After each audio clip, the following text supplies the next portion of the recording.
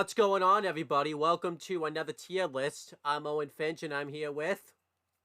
Chris. You ready to do another tier list? Yes. All right. So today we're gonna do everybody on the Monday Night Raw roster. Like I said for the NXT roster, which is already dated because somebody on that list has gotten released now. So that sucks. But yeah. So with the draft coming up, we figured we would look at each roster and we would tier list everybody on there. I like the fact that we're doing this just because when we do WWE Aftershock and everything like that, or any type of retro, we never really sit down and talk about who we like on the roster and everything like that. It's always because they're not all on the shows and everything like that. This time around, I don't know if you guys saw issues with the NXT one. There should be less ads because I didn't actually make this tier list this time. I found it online. I did have to add some pictures in here and everything like that, but it shouldn't be ad central, and I made my screen record a little longer this time, so I'm hoping everything can go properly. I did this alphabetically, and there shouldn't be as many people this time because it's not NXT, so we're not doing the Performance Center recruits. There's some people here that don't wrestle full time on Raw, like we have, some people that are agents backstage or writers and stuff, but not as many this time as there was last time. So, now we should say this because I did forget somebody last time. Um, and Chris, you have every right to scold me for this these things happen sometimes. Last time I forgot to put Logan Paul. What happened was I forgot Logan Paul was a free agent because he's only been on SmackDown, and when I looked at Wikipedia, um, at the end it says like free agents and everything like that. Logan Paul wasn't there, but I'm pretty sure he is a free agent because I don't remember him getting drafted last year. But I forgot to put him in the NXT one. But I don't think that's that big of a deal because he never I don't think he's legit ever showing up on NXT. Um, unless they want to pull like a huge ratings pop or something like that.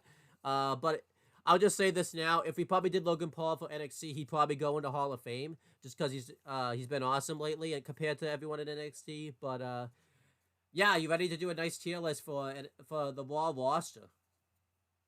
Yeah, hell yeah. I mean, this is good now because you get to be on all of them. Because I originally was gonna have you do Raw because I thought Cody was on Raw, but Cody's not on Raw apparently. He's on SmackDown now, which you talked about on Nope. Because the. he's the WWE champion. The WWE championship slash Universal Championship was moved to SmackDown with Roman Reigns. Yep, but you know, he got moved to SmackDown apparently. He has pictures on this tier list, but again, I don't think Cultaholic knew that he was gonna be that he got moved, so that's why this isn't on here because this is I think this is post draft, um, like post WrestleMania is what I meant to say. Because Yeah. some people are here that um, Exclusively the ones in the bottom four. yeah. But yeah, we'll just get right into it. I did this alphabetically again, so if you know your alphabets, we're gonna do all the A's first, and then I go through don't. each. Well, you're gonna learn them then. But if for those that do know their alphabets, we're gonna do all the A's first, and then continue until we get to Z, which I don't think there's a person's name that begins with a Z. I didn't do it by last name. I did it by first name because I thought that'd be easier. Because doing it by last name would just be way too difficult. So yeah, let's just get right into it. I broke this up into different tiers. We have Hall of Fame, which is like, um, scale breaking. They're just so awesome. They have to go in the Hall of Fame. Great. They don't quite make the Hall of Fame. They're just a few notches away from it. Good. The good wrestlers and stuff like that, but they're just missing that something that gets them into great. Average. They're just kind of there. They don't really do much. And trash. They're just awful. I don't think as many people are gonna go into trash for Raw because I think we like most people on Raw. But we'll get into it. Um, All of and I kind of did this by you're probably wondering why I picked the colors that I picked. I just kind of I did with the colors I like. So you could tell I don't like the color orange because it's always the trash color. If you never notice, it's always orange because I don't like that color. So that's just how it works. Maybe if you make the tier list, sometimes you could pick the colors and pick which ones you don't like. So Orange is gonna be Hall of Fame. yeah. Um, but Yeah, to kind of go through like how we are gonna categorize each tier. We'll obviously go by how talented they are and everything like that. But like with the NXT one, we're also gonna do like by booking, because obviously we had some people that are very talented, but didn't go high up as we would have wanted them to in the tiers, because we went by how they're being booked on the shows and everything like that. So that's kind of how we're doing this. Um, but yeah, now that I've kind of talked about all that stuff, you ready to get right into the talking about some nice tier lists? Fuck yeah. All right. So to start off, we have the person that's steering the ship on Monday Night Raw. He's the general manager. He runs the show. It's Adam Pearce. Adam Pearce has been in the WWE. Um, let's see. I think he's been there since like 2018. I don't know exactly. Long Yeah, time.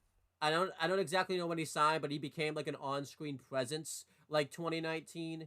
But it became more so in 2020 during like the pandemic, because he basically became an official. It was obviously really weird because they didn't call him a GM, because Vince didn't want to call people like a general manager or anything like that, because everyone was kind of sick of authority figures and everything like that. But he pretty much was an authority figure, and it was this way for a long time. Um, So he's been in WWE since 2013 oh my gosh, that's a long time. and Wow. full time since May of 2015 So basically, WWE benefited, because if you because he remember, he was was, a yeah, guest coach and trainer, yeah, and then kind of worked a little bit with NXT yeah. in December of 2014, and then by May of 2015 he was full time. Wow, he's been there a long time then. Because Yeah, he has an official title now too. He's an executive. He's the director of live events. okay, yeah, that makes sense. So he has Okay, an office yeah. also. Um, but yeah, you know, um, but it's kind of cool because WWE benefited, because I don't know if you remember, he was in Gut Check when TNA like did that on TV, and he was like he was like a cast member of like Gut Check, like he was like one of the people that got like was supposed to get a contract, and he didn't get his contract, like he didn't even get to cut a promo or anything. Like I think he fought like Magno, I think his name was like some luchador that botched every move that he had. So it's pretty funny that he signed, like basically WWE benefited from TNA not signing him pretty much, because he didn't get his contract. Um, but obviously he's a veteran in the business though. He's been he was huge in the Indies. He's a former NWA World Champion, which is really hilarious, because when we do the next tier list, the general manager for SmackDown is also a former NWA World Champion. But now he's as of last fall, he's officially the general manager of Raw, which I think that it suits him very well. He does a very good job at it. But like I said, he's director of live events.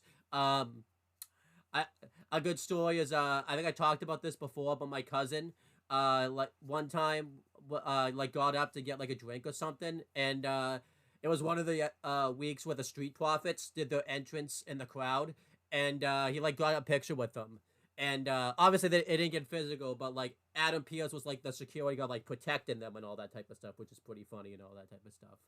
Um, but yeah, I like Adam Pearce. I think he does a great job as general manager. He's got some funny things, like his segments with Chelsea Green are always hilarious, because she's the Karen, and like everything like that. His segments with R-Truth is always hilarious, like when he's really confused. Like I remember the funniest one, I think, was like when R-Truth was supposed to do like media appearances, but he showed up on Monday on Raw by accident, and like Adam Pearce's reaction to that was hilarious.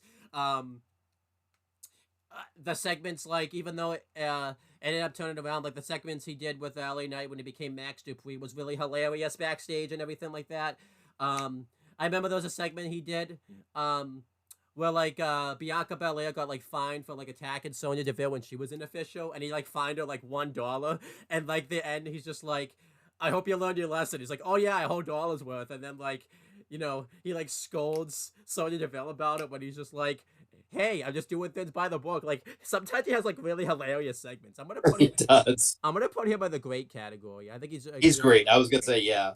I think why he's not in Hall of Fame is like he's just kind of a GM. Like he just kind of does his job and everything like that. But he's been great as like an authority figure. Obviously, too, the contract biddings that they've been doing with like him and Nick Aldis has been really funny too. But I feel like Nick Aldis is more of the shine there than like Adam Pearce. But I think he's been like a great talent to obviously, dude, great to have that like knowledge backstage, someone who's been in the business for like years and everything like that. Oh yeah. So I think he's been great. Um, then we have the next one. It's Akira Tozawa. I like Akira Tozawa. Obviously, he was signed back in 2016. He was part of the Cruiserweight Classic where he looked really good. Then he was part of the Cruiserweight division. And, he had stop and go pushes. He was in like Titus Worldwide at one point, which really didn't make any sense. He's And done a then, lot of stuff that doesn't make sense. yeah. But then do you remember too, like he was in it until he wasn't? Like, legit, he just wasn't in Titus Worldwide one day. He just wasn't in it. That's typical WWE. One day you're in something, the next day, yeah. By the way, yeah, no interest anymore. Yeah. He did some good stuff in the cruiserweight division, like towards the end though, when Triple H started booking 205 Live. He did some really good stuff, and then he got drafted to Raw. He was pretty much enhancement talent, and then he was a ninja until he wasn't. And then and he just one day was a ninja too. He just showed up. He was a ninja. So that was like That was really pandemic. weird. Yeah, that was like pandemic old man Vince booking right there. Didn't know what, he was just Oh fuck yeah! throwing shit at the wall to see what would stick. And then he did some 24/7 title stuff. Was very hit or miss, mostly a miss because it was like late stage 24/7 title stuff that wasn't good. And then once Triple H took over, it wasn't immediate, but his career kind of started turning around. He had like a match with Rhea Ripley like on Raw, which was pretty cool. And then he joined Alpha Academy, which was awesome. And I think that really turned his career around. He's been really good in there. He's been the job guy of the faction, unfortunately, but at least he's getting on TV now. He's got like the Tozawa like shuffle and everything like that he does now. I'm gonna put him in the good category. I think he's a good wrestler. Yeah. And, I always like that he's around. Where would you put Akira Tozawa? Good category. I love him. I think he's funny.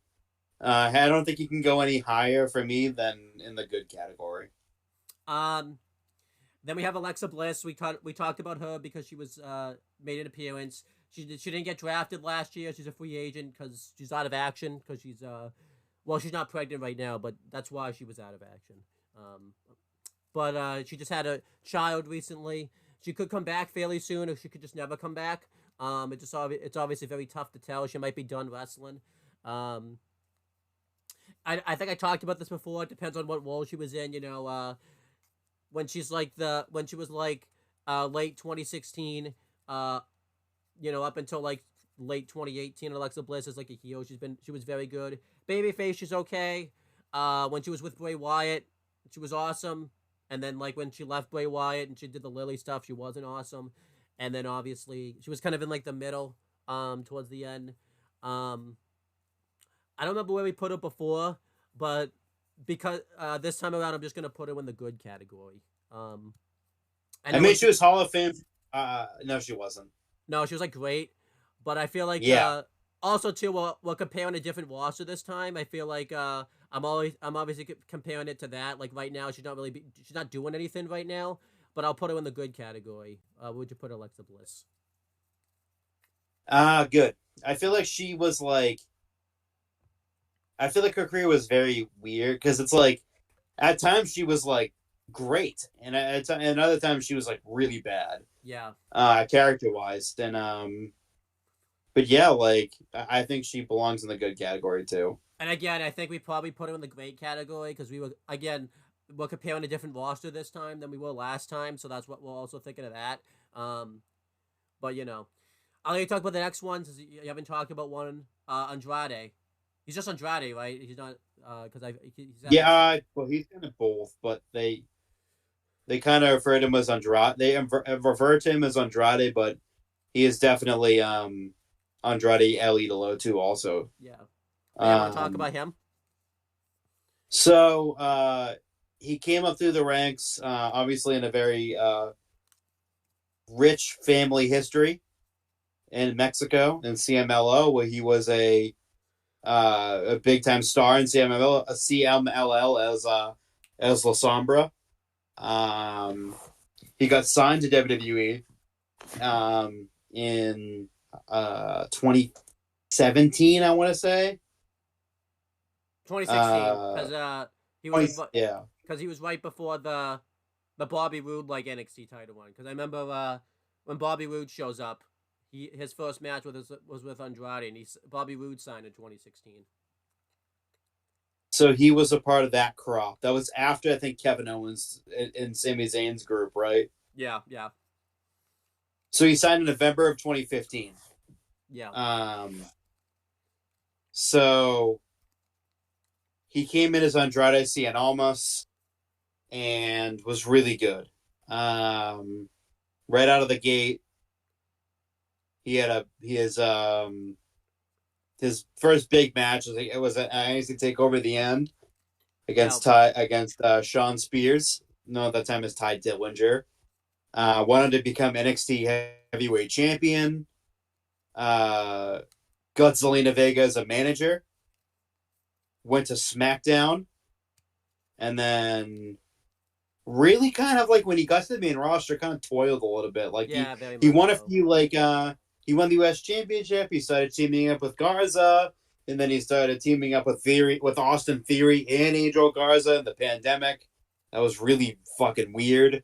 And then he got released, and he ended up going to AAA first, and then to AEW. Because Andrade Almas was a WWE trademark, he couldn't use that anymore. But he could use Andrade, so he went by Andrade El Idolo or the Idol, in Spanish, and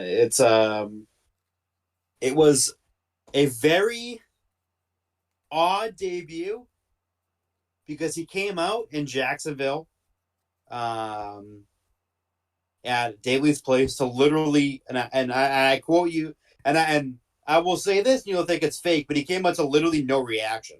Yeah, No one reacted, and it was kind of surprising that he didn't come out to. He came out to to silence. It was very odd.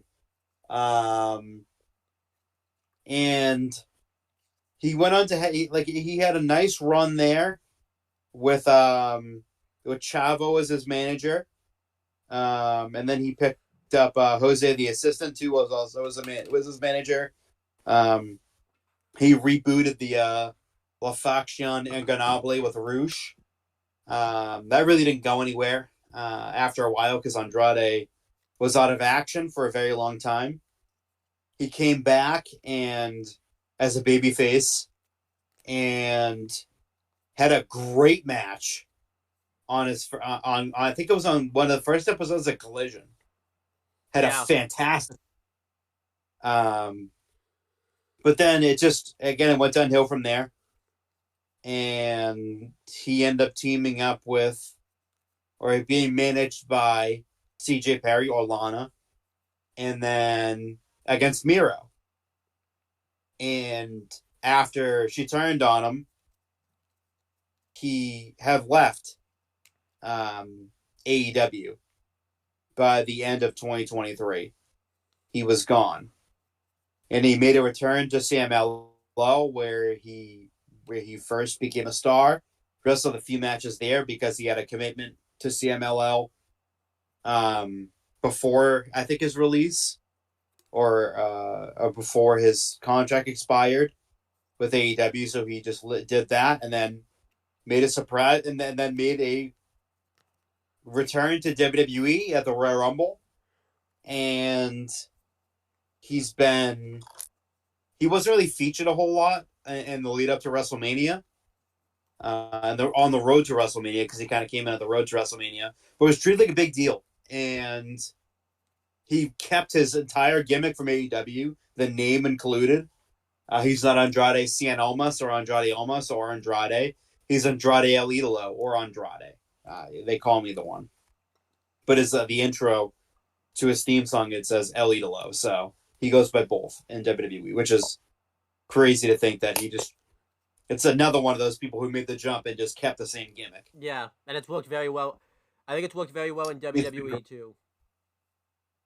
And leading up to I think it was the go home show to WrestleMania on SmackDown, he ended up turning face for the first time since 2016 in WWE, and he teamed up with Ray to defeat that little fucking those pieces of shit Well, we'll talk about him later. backstabbing traitor. One of them's Blood, and the other one's Santos Escobar, and they got the victory at WrestleMania. Ray and Andrade. I think that was fucking Andrade's first win at WrestleMania. Yeah, and uh, his career is so like very weird because I want to put him in the great category, but I don't think right now he belongs there, so I'm going to put him in the good category. Yeah, I agree. He hasn't done it that much right now. I think once the draft hits, once he goes to wherever he is, he's gonna go. I feel like they'll really push him. I kind of hope SmackDown. It's gonna be kind of weird though, because this is like one of those draft picks that shouldn't be in the draft because like they did this storyline with Nick Aldis and like Adam Pearce were like bidding about who was gonna get all the top talent, and all the talent they signed now, they might not be in anything because they could just all because now Adam Pearce can just pick up now Nick Aldis if he wants could just draft Andrade, which I think is just hilarious. I only think that's gonna happen. It is like, pretty funny. yeah, I think like I feel like just for the lulz, they should have like Adam Pearce draft all the people that Nick Aldis like signed to SmackDown exclusively, and have like Nick Aldis draft all the people that Adam Pearce signed exclusively. That would be freaking hilarious. I would love that so much. Just be like, oh yeah, that'd be amazing. You know that bidding war that we just had? You spent all this money on these people. I'm just gonna take them now. Like that'd be hilarious. That'd be awesome. Like, but no, I think it's been good. He hasn't done anything. Like I think once the draft is over and once kind of everyone kind of goes where they're gonna go, I think he'll start getting pushed because now he's finally starting getting pushed. He was on Raw this week. He's doing the promos now because again he came in kind of like doing WrestleMania because like pretty much the card for WrestleMania was like pretty much done. Like they kind of had to shoehorn him into WrestleMania at the last minute. Hey, but again, we talked about this. What it just shows you the difference between like the two companies because like he wasn't even at AEW's biggest pay-per-view, the All In, and he was with the company for like a while. And yeah, he wasn't even in WWE all that long before WrestleMania 40, but they still found a way to get him on the show. That's just hilarious. But I'll put him in the good category. He's a good wrestler. His gimmicks starting to get over and everything like that. So I'm gonna put Andrade into the good category. He's good. And as an unfortunate one, we have Apollo Crews. His career in WWE has been it's been kind of a roller coaster. But like a short roller coaster, so like it just goes down a lot, but then sometimes there'll be a hill that it goes up. Just not a lot. He had a good start at NXT. And then Vince called him up too fast, and it kind of ruined his momentum because like Vince didn't really know what to do with him and all that type of stuff. And then he just toiled in the mid card, like jobless status for a while. In the pandemic, he won the U.S. title, which was good for him. And then once he lost it, they didn't really have much for him. And then he turned heel with a Nigerian like gimmick, which was something for him. But he didn't really do much with it. Once he kind of lost the IC title and got drafted to Raw, he kind of became enhancement talent again. And then he went to NXT, and it looked like that was going to be like a career resurgence for him, but Shawn Michaels just can't book, so he basically was in the same role. He would just get into a feud and just always lose the feud. And he also had like this weird gimmick where like you could see in the future and all that type of stuff, which is just really weird. But it was never like explained upon. And then he went to the main. He got called back up to the main roster and immediately was kicked down to main event. So he's a good talent. He's a good wrestler. He just doesn't really have much of a character. So I'm gonna put Apollo Crews in the average category. I just don't think his booking has really warranted him going anywhere higher than that. Where would you put Apollo Crews? I absolutely agree with that. I feel like at NXT he was awesome. His main roster run's been kind of lackluster. Then he got put back down to NXT and was meh. And then he came back up and he's been doing nothing again. It's like they don't know what the fuck to do with him. Yeah. I just think, yeah, I agree. He's average. I mean, he should be great, but he's average. I mean, I've talked about this before. I never want anyone to lose their jobs, but I actually think he'd benefit from getting fired because at least he could go like to TNA or some other wrestling company and be used properly. Because I feel like he'd actually benefit from getting fired because like he's just being wasted.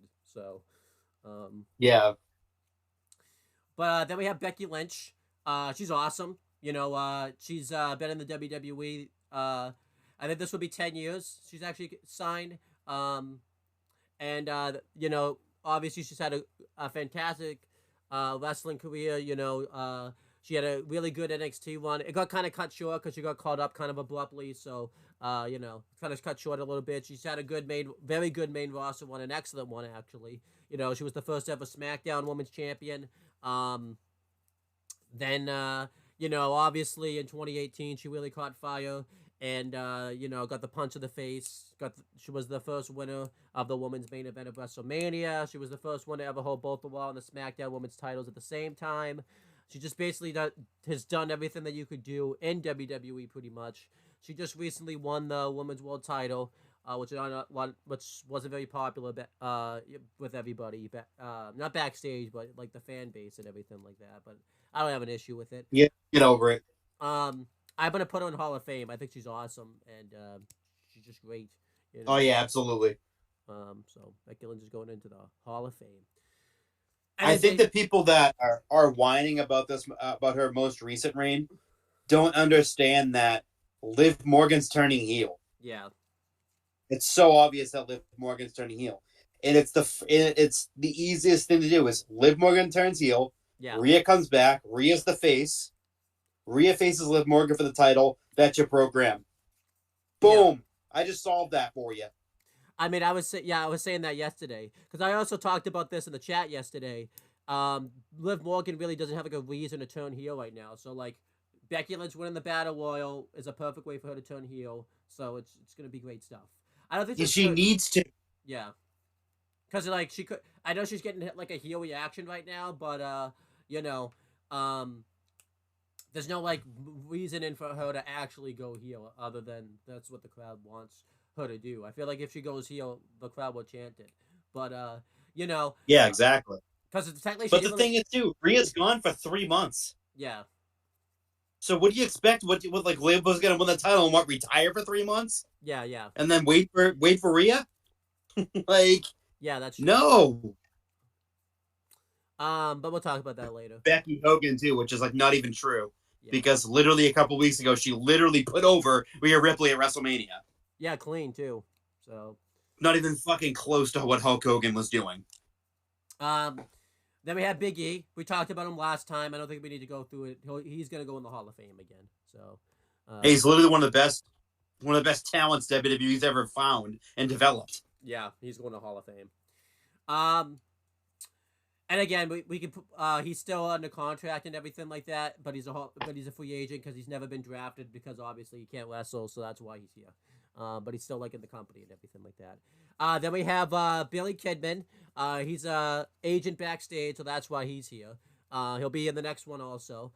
He's a good agent, he's put out together some really. Yes, I could have been world champion in 2005. Could have been. I'll put him in the good. I'll put him in the good category because he's a good agent. So he's a very good agent, and a great trainer. Yeah, so I'll put Billy Kidman in the good category. Where would you put Billy Kidman? He's awesome. I love Billy Kidman. He's good. He was a fantastic wrestler. He's been a fantastic backstage person for WWE, whether it be a producer or a trainer. He's always been a great hand for WWE. Yeah, put him in the good category. Like I personally love him. Then we have Braun, and everyone backstage does too. Yeah. Then we have Braun Strowman. Obviously Braun Strowman came in. He was immediately shit on because he was very green. He was not ready to be in the main roster because he was with the Wyatts and stuff. But then once the Wyatts split up, he really caught fire. And he was probably his feud with Roman Reigns, got him the most over he ever was in his career. Fortunately, WWE never really capitalized on it. They never put the world title on him or anything like that because Vince was just so obsessed with pushing Roman Reigns at the time. And then by the time he finally did win the world title, it was in the pandemic, but it was too little, too late type of thing. And he had a pretty bad run with the world title. Not his fault. It was obviously booking's fault. And then he just had a weird ending to his first run in WWE where he was kind of a heel, kind of not a heel, and he was just released randomly for no reason. Because Vince claimed his contract cost too much money when they were making like record breaking money and all that type of stuff. This was when like in 2021 WWE was just releasing everybody. Like no one was safe from releases pretty much, except Vince. But then that was handled. And then once Triple H took over, he came back and he had a really good run with a comeback and everything like that. He started teaming up with Ricochet, which was a really good tag team and everything like that. Unfortunately, he had to go have neck fusion surgery. He still has yet to recover from it. So I'm gonna put Braun Strowman in the good category. It's always good to have him around, but he's not really around right now, so I can't really put him in great or the Hall of Fame right now. So I'll put Braun Strowman in the good category. Good big man, and I think he's very entertaining. So where would you put Braun Strowman? I put him in the good category. He's had a lot of really good matches. When he first turned face, I thought that was like incredible. Yeah, it was. He had such a great like run before he randomly turned heel and joined McIntyre and Ziggler. But yeah, like it's stop start up and down. They tried to make him the monster among men again before he was released the first time, and it just didn't. He was wearing like the military fatigues. Yeah, yeah. And it was like I was like, this isn't fucking Braun Strowman. The fuck is this? He just looked so out of place, and they like like the feud with Shane sucked. And then he came back and actually was really good. Yeah, he was. And he was having that great tag team with Ricochet. All started because he said that he said of making fun of flippy guys, and then so what did WWE do? Put him right with the fucking flippy guy, and guess what? It actually worked. It was actually a really good tag team. Yeah. And then Braun obviously had his neck fusion surgery and hasn't come back yet, but I think he's due to come back relatively soon. Yeah. And potentially joining the Wyatt Six. Do you agree with good or nah? Yeah. Okay. Then we had I forgot to put somebody here. I forgot to put Bo Dallas. Now you just reminded me of that. Because I forgot he's on the. I forgot I didn't save his picture, so we may have to like add him in. Just remind me. I'll like slide him in a little bit later, but oh no, I have to do that now actually. Okay, just give me a second. I'm not gonna edit this part out. I'm just gonna add Bo Dallas real quick. So I forgot to add Bo. You just reminded me Bo Dallas because I had him in the last one. So, give me a second. I don't even think you can see my screen right now because you just see like the tier list. You don't see them adding. I see the tier list. Yeah. But I forgot because he signed with the. I forgot he was signed with the company. Yeah. Gotta save him. Forgetting free. You just because you said that if you didn't mention the Wyatt Six too, I would have totally forgot about him. Okay, now you get to see the process of how this is done. Like if you watch this video later on. Okay, gonna find him.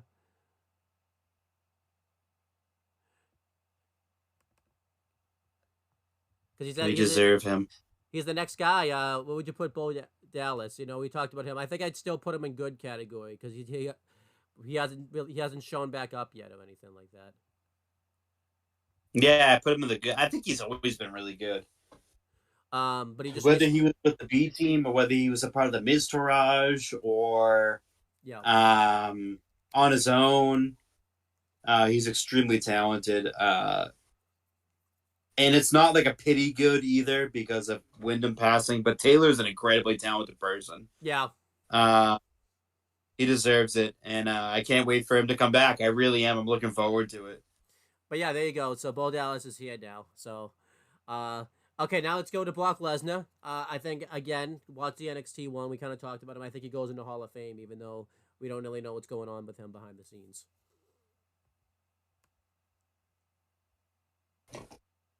Yeah. Yeah, Brock Lesnar, Hall of Fame. I'll let you talk about this one. Bronson Reed. Really athletic, big man, really good. Was on the Indies for a long, long time as Jonah. Yeah. Also part of the Mighty That Don't Kneel, or the Mighty, or TM61 when they were in the Independents, along with Duke Hudson. and Shane Thorne and I forget whatever the fuck his name is now. Um, Oh yeah, uh, Nick Miller or Nick something. Miller. Yeah, Nick Miller. He was in that group, and then he wrestled a lot in New Japan and teamed up with Jeff Cobb a bunch. And he found his way to WWE. Really good run in NXT. Really, really good run. Was super over. There was plans for him to be in 2K22, I think it was. And then they released him out of the blue one day because Vince thought he was fat and released him. Very bizarre. yeah. Uh, and it was kind of shocking. And he toured the Indies again, and then Paul Levesque came into in charge, and one of his first rehires was Bronson Reed. He brought him back, and he's been an integral part to Monday Night Raw, Yeah. occasionally on Friday Night SmackDown, but mainly on Monday Night Raw. They didn't know what to do with him for a while. They had him as Mrs. Lackey for a little while. He was due to get a championship match in Australia, but um, his wife had just given birth, so it kind of made sense why he wasn't. Which I think is funny because But like yeah, he wasn't he due to get a yeah, Intercontinental Championship match, I think, recently. he was due to face because that's what I was about to say this. This is hilarious because the reporters like reported it that it was because Seth got hurt, but then the reporters missed the part that like he wasn't gonna get the title match anyways because his wife was like due to give birth around that time anyway. So whether it was Seth that's healthy or not, it wasn't gonna happen anyway. So it's like I don't know. It wasn't happen anyway. But the reporters don't. Um, And you know who? And it was Meltzer that reported it. Meltzer like didn't even know his wife was like due to give birth around that time. So whether Seth was healthy or not, anyways, it wasn't gonna happen. Like he didn't. Like he failed to mention that. So, but yeah. yeah, Then but he has had a few banners too. He faced Walter for the IC title, and that was awesome.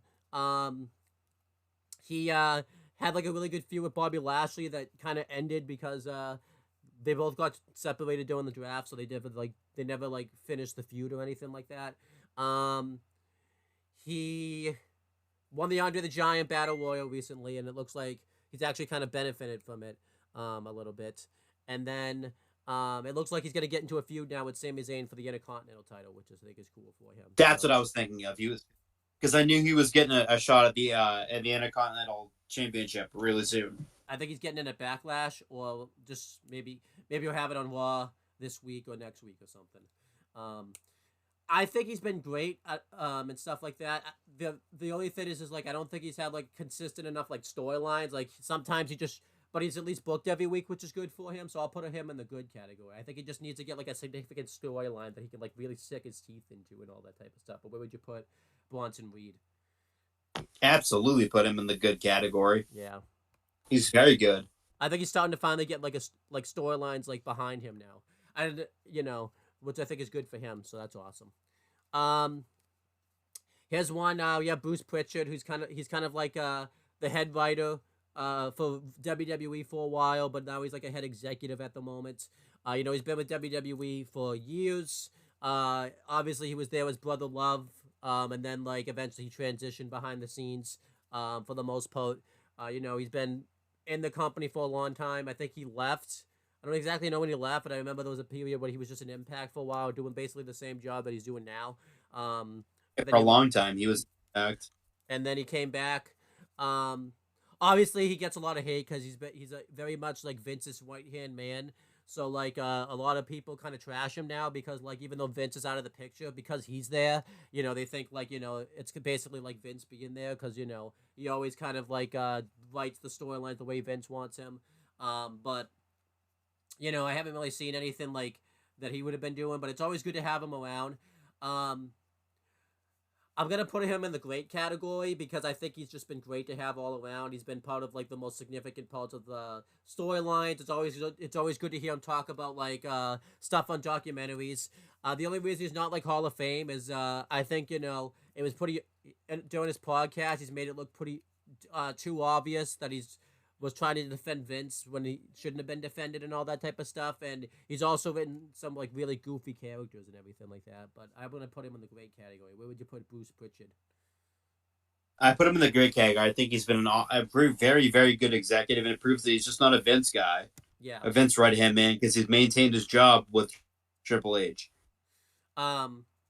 So I said great. So we have to have kind of where we want to. Do you want to do great or good? Because we have to have the. Because I put him in the great category. Okay. All right. Then we have Brutus Creed. He's obviously a tag team with the Creed brothers. They both came in together. They got signed to NXT. They were kind of like that first sign-in of the NXT 2.0 era. They were like the big tag team. They were with Diamond Mine at the time. And then they won the NXT tag titles. They won them right after like standing to level. I think they won them at In Your House that year. They had a good run with the tag titles, but they got the titles taken off them way too soon because they had like Damon Kemp turn on them and stuff. So it kind of like ruined their tag title one, which kind of sucks because they like never held the belts again. They were just kind of like there, and then they got called up to the main roster. They had a really awesome match with Alpha Academy, and then they had a really good tag title one because that match with Alpha Academy was so good that it basically got them called up to the main roster. And then they haven't done much recently. Those reports they're going to be paired up with Chad Gable now that he turned heel, which I think will be awesome because I think that stable will be awesome. That would be like Team Angle back in the day. I'll put them in the good category because they haven't really done enough on Raw yet to really go into like the great category. If this was NXT, they probably would be in the great category. But I'll put Brutus Creed into the good category. Where would you put Brutus Creed? Good. They've been good. I'm kind of looking forward to see what they do with Chad Gable. Yeah, I thought they were gonna set that up this week, but it didn't happen. They'll probably wait. They're probably gonna save that for like a few weeks. Yeah. Then we have an interesting one. We have Candice LeRae. Obviously a great talent. She's been in the business for years. She's got really good in-ring work and everything like that. Her WWE career really hasn't been anything significant. She really didn't do much in NXT. She won the tag title I think once, but it really wasn't a significant reign. She was kind of just there, and then she went to Raw. She got pregnant, went on maternity leave. I think we've talked about this before, but we've determined this, right? She actually did leave and then came back because I don't actually know what happened because she was on maternity leave. But like, did she ever was she ever out of the company because she returned like shortly after maternity leave because Johnny Gargano left and then he came I back. think the contract expired. I'm pretty sure. Yeah, because it's really tough to tell because she was still out of action and everything like that. So I don't know if her contract actually like expired. Her return hasn't been anything that significant. She's been kind of a job person recently. She'll just kind of show up on main event, and then they just recently started doing like this terrible storyline like with her, where she's been where it looks like she's going heel and like trying to do everything she can to like win a match, but it's just been really bad. I'll put her in like the average category. I don't think she's really done anything that significant in her WWE career to go anything higher than that. Where would you put Candice LeRae? I'll put her an average too. Like she hasn't done much of anything on the main roster. She really wasn't doing much in NXT either. So I'll put her in the average category. Then we have Kathy Kelly. Kathy Kelly's really confusing because it says on Wikipedia that she's a backstage Raw interviewer, but she's mainly on SmackDown. But she's been on Raw recently, so I don't know what's going on there. Obviously Kathy Kelly's been with WWE for a while. She started WrestleMania 32, which is really funny because Steve Coakley actually met her and everything like that. So I think that's just hilarious that he met her before like she showed up on TV. And she just mainly did like the WWE exclusives, or she did like the Hall of Fame like red carpets. She was never actually showcased on like the show or anything like that. Then eventually, she left WWE in 2020 because she wanted to do outside projects. Then right when she left, the pandemic hit, so none of that happened. And then, I think she did some outside project, but not a lot. But then Triple H took over and basically hired her back as a backstage interviewer again. She's done a really good job at it. She has some really good interviews and things like that. She just started doing the Kevin and Kathy show with Kevin Owens and Kathy Kelly, which is like wicked funny. I think you should definitely check them out because it's just them like bullshitting most of the time. One of them was really funny because it was like right after like he broke his finger, like in that match in the U.S. title tournament and everything like that. So that was like wicked funny. And then she hosted the Slammy Awards this year, which was really bad, but it wasn't her fault. I think she's been great as like the backstage interview and everything like that. You can definitely tell that's a big Triple H hire, so I'm gonna put her in the great category. Where would you put Kathy Kelly? I put Kathy Kelly. I put in the great. I'll put her there too. It's like she's either good or great for me. Um, yeah, she's been a really good interviewer, and yeah, it was definitely a Triple H rehire because she's very close to Triple H when they were in NXT together. Yep. And then we have Carmella. We talked about Carmella before. Um, I think we put her in the good category last time. She's not there right now because she just recently had a kid and everything like that. She might come back. There's more likely she'll come back than Alexa Bliss because her husband's still in the business and everything like that. The reason I don't think Alexa Bliss could come back is she might want to break out and like become a sinner and everything like that. Because her significant other isn't in the business, but Corey Graves is. The only reason I could see Carmella not coming back is because Corey Graves is on the road so much now that they probably want someone at home, and that might be Carmella. But obviously we'll wait and see. But I'll put Carmella in the good category. She's always been like a good, solid talent and everything like that. Where would you put Carmella? I put in the good category too. She's had a really good WWE career. There you go. Um, this is one we're kind of gonna disagree with. I don't think not with the placement, but because he's had a recent change that we both are gonna disagree with. We have Chad Gable. Chad Gable has been great ever since he come to WWE.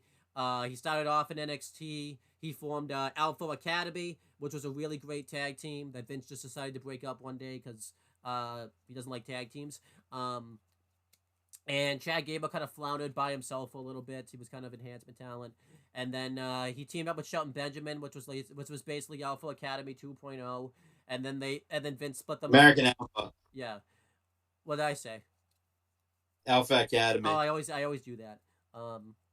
But yeah, and then Vince split that tag team up for no reason. I think they got drafted to separate brands.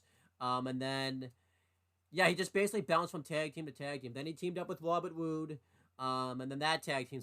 You ever notice that anytime the draft came up too, he was always in. Vince always broke up any tag team Chad Gable was in. He always broke up his tag teams. Love to it. And Love to then do it. Vince just thought he was short. Um, but he wasn't. It would always be funny because I remember there was like a match on SmackDown where like Mike Kanellis came out and like made fun of him being short, but they were like the same height, which was just hilarious. Shorty G. Yeah. So he did that for a while. It was really bad, and then they finally didn't do that anymore. He started out for Academy, which didn't start out all that great. It was good, but not great. And then like once they kind of like really transitioned into the wall, it was awesome. And then once Triple H took over, Alpha Academy really went on to like another level and everything like that. They got really popular. They added Maxine Dupree and Akira Tozawa into the faction, and Chad Gable was just putting on Beta matches and everything like that. Yeah, obviously he had the match with Walter for the IC title and everything like that. Um, then he helped train Sami Zayn. And then he just turned heel recently, and this is where we differ. I thought he cut a really good heel promo on Raw, and I'm kind of looking forward to seeing where he does, especially once the Creed brothers team up with him and everything like that. I'm kind of looking forward to him being like this leader and everything like that. So I'm kind of looking forward to his heel run. It kind of reminds me of Kurt Angle, like back in the day when he was doing Team Angle and everything like that. So I'm gonna put Chad Gable. He's not quite Hall of Fame because I think he's still got like a lot of legs in his career. And he hasn't done enough significant things in his career to be in the Hall of Fame, but I think he's approaching that. But I'm gonna put him in the great category. I think he's a great talent, great on the mic, great in the ring, and I just think he's awesome. Where would you put Chad Gable? I put Gable in the great category. I thought the promo was really bad. But yeah, that's Just not just very. run of the mill, cut and dry. I turned heel. This is what I'm saying. This is my group. I'm turning That's them all fair. heel group. Uh, maybe those, maybe he'll change your mind, or maybe my mind will get changed. Because don't forget, I liked Trish Stratus's promo in the beginning, and then it went downhill very quickly. So we'll have to wait and see what happens. Um, then we have Chelsea Green. I'll let you talk about Chelsea Green. Longtime indie standout. Um, was in TNA as Laurel Van Ness, I think it was. Yep. Uh, she had this crazy gimmick. It was funny. Um, she's not really known as a serious wrestler. She's more known as a comedy wrestler. Yeah, definitely. Uh, obviously, she's married to Matt Cardona, but she's incredibly talented. And yeah, it's just, and she had a couple of stints in WWE, like two stints this is her second stint, right? Well, I don't know what you count After in. Because like I don't know if you remember, like it was when she was like early training and everything like that. She was like, what she was that person they brought in as like an actress that like said she was having like an affair with Daniel Bryan when you knew it like wasn't true and all that type of stuff. I think it was Yep, her. in terms of like actual wrestling. Well, she was in Tough Enough, um, but she didn't get hired, until she did. And then I think she got Three signed. stints, I think. Yeah, she got signed officially. I think in she was at All In, the first one. I think she got hired like right after All In because from what I remember, yeah, she got hired after All In, um, and then she didn't really do much like in NXT in the beginning. It looked like they were gonna team her up with Deonna Purrazzo because they were like teaming up at the live events and everything like that, but nothing came of it. Um, and then she was managed by well, yeah, it was Robert Stone at the time. But then like they were gonna call her up to the main roster. She like randomly decided to fire Robert Stone, and then was it Rob Stone? I forget what his name exactly was at the because I remember he's Mr. Stone now. I think So it was Robert Stone. It okay. was Robert Stone. And then they held off a main roster like call up, and then she did get called up, but she got injured like very quickly, and then Yeah, she broke her wrist like almost instantly. she got released. I don't think immediately. I think they waited for her to recover and everything like that. Then they just decided to release her. It would be funny. Like Vince probably called. He's like, "Hey, how's that wrist doing?" He's like, "Oh, it's fine now. Okay, you're fired. Bye." That would have been awesome if that's how the phone call went. That would have been, You're fired by get out of my company. you know, because Tony Khan he doesn't check to make sure his rosters of members are injured. He just like, yeah, you're fired. And then the guy's just like, wait, but I've been injured. He's like, oh, well, you can come back then. Watch, right when he recovers, he's gonna get fired again too. That's gonna be a lot. That's gonna be hilarious. Well, no, it won't Just be. firing. But then Just firing. then she toured the indie scene again. Um, she did like the NWA and Impact, at the same time. Cause they weren't taped all at the same time. It'd be kind of weird sometimes because like she'd be like Cause I always think it's kind of weird how this happens. Like she'd be like a face in Impact, but she's like a heel in NWA. It would always be really weird. Like it kind of reminded me like Matt Cardona when he killed up in NWA. He was already a heel because he was doing like the heel gimmick, but he was still like a face at Impact. Like they were like building to his heel turn. I remember there was like an Oh instant. yeah. Yeah, I remember there was like an instant like on the NWA pay-per-view. Um, like Chelsea Green and Mickey James got into it, like doing Nick Aldis and Matt Cardona's NWA title match. But then what happened was like on Impact they were like building to the heel turn, so it would always be like so weird how they would never match up and all that type of stuff. Um, but then she re-signed with WWE. This is significant because like she was like the last sign-in before they did the big hiring freeze and everything like that. And she basically developed the Karen gimmick. She's just never happy. That's she's basically she's a Karen. I don't think I have to explain what that is. And she's been really good in that gimmick. It gets her on TV all the time, and she's always significant. Poor Adam Pearce always got to deal with it. Um, I'm He gonna needs a put drink. yeah. I'm gonna put her into the good category. I don't think she's quite in the great category yet, just because she has like the comedy gimmick, and I think that limits like how high she can like rise and everything like that. But she's been very good. She's also been like involved like with some really bad storylines, I think, since she's been back. So I'll put her in the good category. Where would you put Chelsea Green? I put in the good category too. There you go. She's been involved with like a lot of really bad storylines. Then we have Chris Parks. He's a an agent backstage. He signed. Think after I think like 2018 he signed because it was right after TNA, and then he's been an agent backstage. He's only been on screen once, and that was like a one-off thing where he like was like AJ Styles like manager or whatever, but that just ended randomly. But he's been a really good like agent backstage. It's always nice to see him, so I'll put him in the good category. Where would you put Chris Parks? I put him in the good category. In case if you don't know, if you don't follow people, that is TNA's The Monster Abyss. Yeah. It's very interesting. It was actually kind of cool to see them together on the and a WWE ring together. Yeah. Because they had spent so many fucking years together feuding in TNA over the heavyweight championship. So I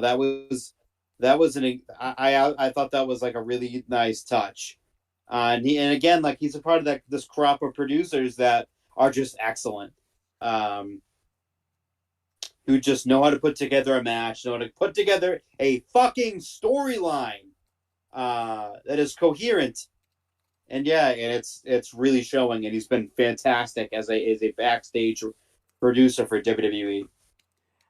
And the next guy that I'm gonna let you talk about this next guy. I think you could see who's next, right? When you talk about who's next, I think you could see it. Okay, okay, you can see it because it's realistic. It's really there. He's actually there. It's Philip Jack Brooks, otherwise known as CM Punk. He long time indie standout, as everyone knows. By now, if you didn't know that by now, look it up.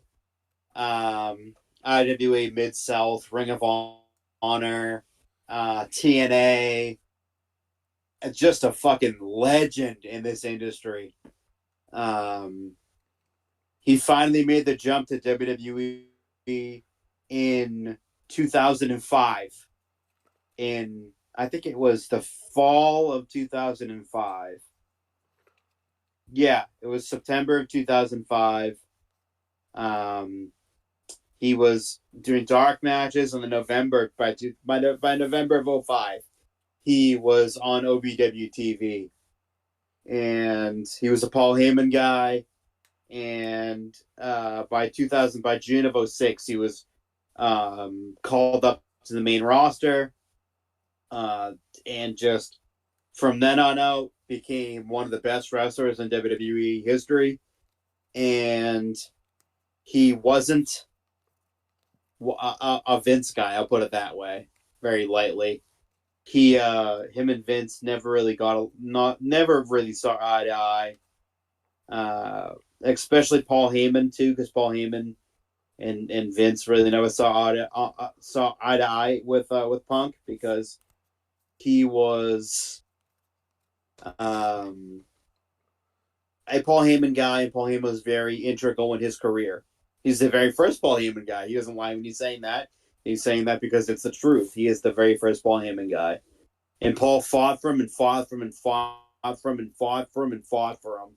And him and Vince would butt heads until eventually Paul got fired, which was the best thing that happened to him. And Punk flourished in WWE. First as kind of, a cookie cutter babyface, if you want to call it that. He was a great babyface. And then he had tag teammates with Kofi Kingston. He then formed the Straight Edge Society and turned heel, feuded with Jeff Hardy in 2009 to 2010. They didn't know what to do with him after the Straight Edge Society, so they moved him into the Nexus and made him the new leader of the group of called the New Nexus now, with it was Michael McGillicuddy, Husky Harris, Mason Ryan, David Otunga, Heath Slater, and Justin Gabriel. They weren't in it for much longer than that. They were in it for a short period of time, but it was mainly like Punk and Mason Ryan because Husky Harris got taken out too, and David Otunga and Michael McGillicuddy, and it flopped big time because Punk was doing commentary too also, and before the new Nexus gimmick, and it flopped big time. It didn't really work out. He then goes into 2011 feuding with John Cena over the summer. He beats Punk at his hometown. He beat Cena in his hometown. Punk did to win the WWE Championship on what was supposed to be his final night in WWE. In reality, he had signed a contract extension before the show began. He had said he already re-signed, but they played up the whole when the clock strikes 12 midnight, he was going to be gone. He was gone for a few weeks. He showed a picture. It's wicked funny of him with the title in his fridge. It's very notorious. It's been fucking, I don't even know how, 11, 12 years since that photo was taken. Yeah, I think he posted it to Twitter, Instagram or Twitter, and it's so funny. Like how it keeps popping up every now and then on social media. And he comes back over the summer and immediately turns face. Comes out with Cult of Personality, feuds with Cena, wins the title, loses the title to Alberto Del Rio because of interference from Kevin Nash. But which was dumb. It was stupid. And I also forgot to mention, too, he cut his pipe bomb speech after he drove Cena to the table before Money in the Bank. Yeah. That was his infamous pipe bomb speech, and they cut him off near the end. He wins the title back and goes on to become the longest reigning WWE champion in the modern era. I think it was before Roman Reigns took it over and that mantle. Yeah. And it was a great run. He started out as a babyface in the run. Was outselling Cena. The Rock came back in 2013. At 2012, I think it was. Yeah. For half of 2011, half of 2012, Punk was a big-time babyface. The Rock was coming back that January, and he needed a heel to face. So what did they do? Raw 1000, they turned CM Punk heel. Punk didn't want to go heel. Very adamant at that time against going heel because he was outselling Cena in merchandise. Yeah. And that's when he was first mentioned. Then I think it was that very next week he cut another promo against Cena, and Cena got laid out, and Paul Heyman kind of showed himself, and that was the first real acknowledgement of Punk being a Paul Heyman guy. He was so beat up. Ryback hurt him. I don't give a fuck. Ryback is so unsafe. He hurt him a bunch.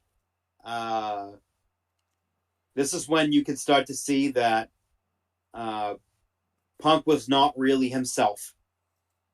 And it was starting to show. He had his match against Brock against SummerSlam. It was the Beast versus the Best. That match was outstanding. That was after Paul Heyman had turned on him in his feud with Axel and Ryback had come to a conclusion. He goes in the Royal Rumble in 2014, and he's got a big fucking knot on his back, staph infection. He literally almost died.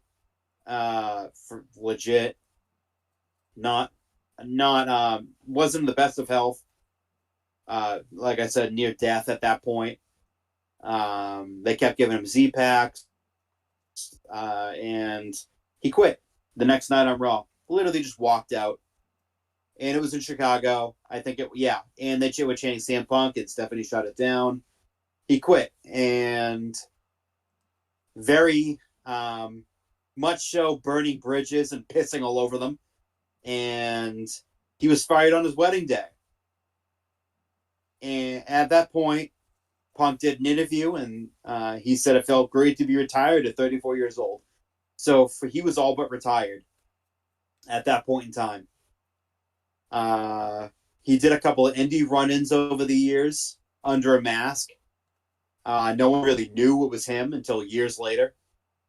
Then he did Backstage, which was supposed to be his in to return to WWE. There was a story that came out not recently, but within the time frame of earlier this year, that in 2019, Punk was angling for a comeback to WWE, but again, Vince didn't like him, so it was very much so shot down. Plus, and I thought that was kind of his end. Plus, the pandemic hit, so like, and then the pandemic, yeah, so it caused Backstage to get canceled. So it was and the Backstage gets canceled. Yeah. And then the end was done. So at that point, I thought like he was done. And there was a lot of rumors leading up, and Punk made his AEW debut on Rampage's second ever show called The Last Dance, and he made his return to professional wrestling. And the run started out great, then ended pretty horribly. If we do say ourselves here. Talk about that, yeah. It was awesome to see him back, and it ended pretty fucking terribly. And everyone was led to believe that it was Punk's fault for Brawl In or Brawl Out.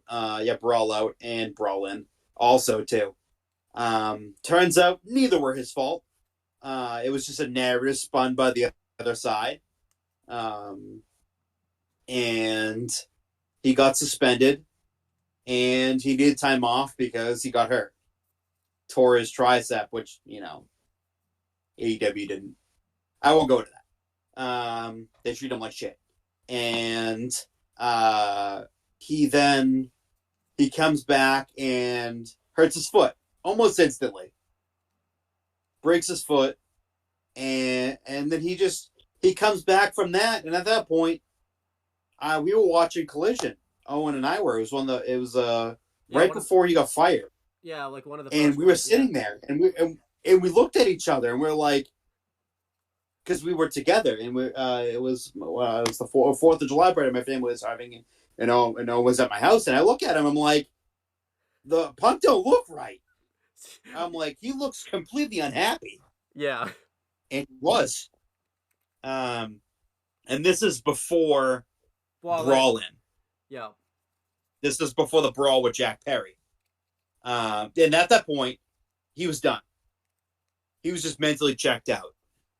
So All In London happens, gets in a fight with Jack Perry. They obviously, you saw the footage by now. It was aired on AEW TV. It was exactly what Punk said. And Tony was not fearing for his life. And he got fired. And Tony went on television the very next week. Or the very next, I forget when it was. It was like either, and cut a very childish promo. And the crowd was booing the shit out of him. He was fired. He was gone. He actually quit. But in actuality, I believe he was fired. But he actually quit, and he called Tony Khan a clown. Yeah. And said that he quit. That was wicked. That's wicked funny. So he was wrestling basically as a non-contracted employee with that match with Joe. So there was nothing on the front. TNA was talking to him a little bit to gauge interest, and they were talking contract. And all of a sudden, at the snap of a finger, November 2023, Survivor Series War Games. There have been, leading up to it, there have been teases about a CM Punk return to WWE. There was a lot of news dating back to about October that Punk was angling for a return to WWE. um, in September, October. He was angling for a return, but WWE just wasn't interested. And then all of a sudden, to the shock of literally everybody, didn't even think it was real. November, So Survivor Series War Games. still At the crazy. end of the show, Team Cody wins, and all of a sudden you hear the static hit, Cult of Personality hits. Chicago fucking went delirious. I went delirious. And it was the return of CM Punk. To the point you thought. As much as it was like mind blowing, it was like part of me was like, okay, Punk's not coming back. There's no way. Yeah. And I had my Roku remote in my hand, and I was about to hit that home button, and I was just finishing saying to myself, okay, I knew Punk wasn't returning. And as soon as I had my finger over that home button, that's when the music hit, and I lost my fucking mind, and my parents thought I was getting the shit beaten out of me. Even though I was by myself, no one was with me. And it was really funny. I would imagine too, like, because we thought, because there was no elation because he was gonna come back. Because before this, like, Team Cody had like a surprise member, like, hyped up for the Survivor Series match, and they announced Randy on the go home episode. So then we're like, okay, yeah, it's probably not gonna happen now. Like, there was no hints at all that CM Punk was coming back. None. Nothing. Even Punk was surprised about the name dropping and stuff, like of his promos and stuff, and like his name being brought up, because there was no contract until that very week. Yeah.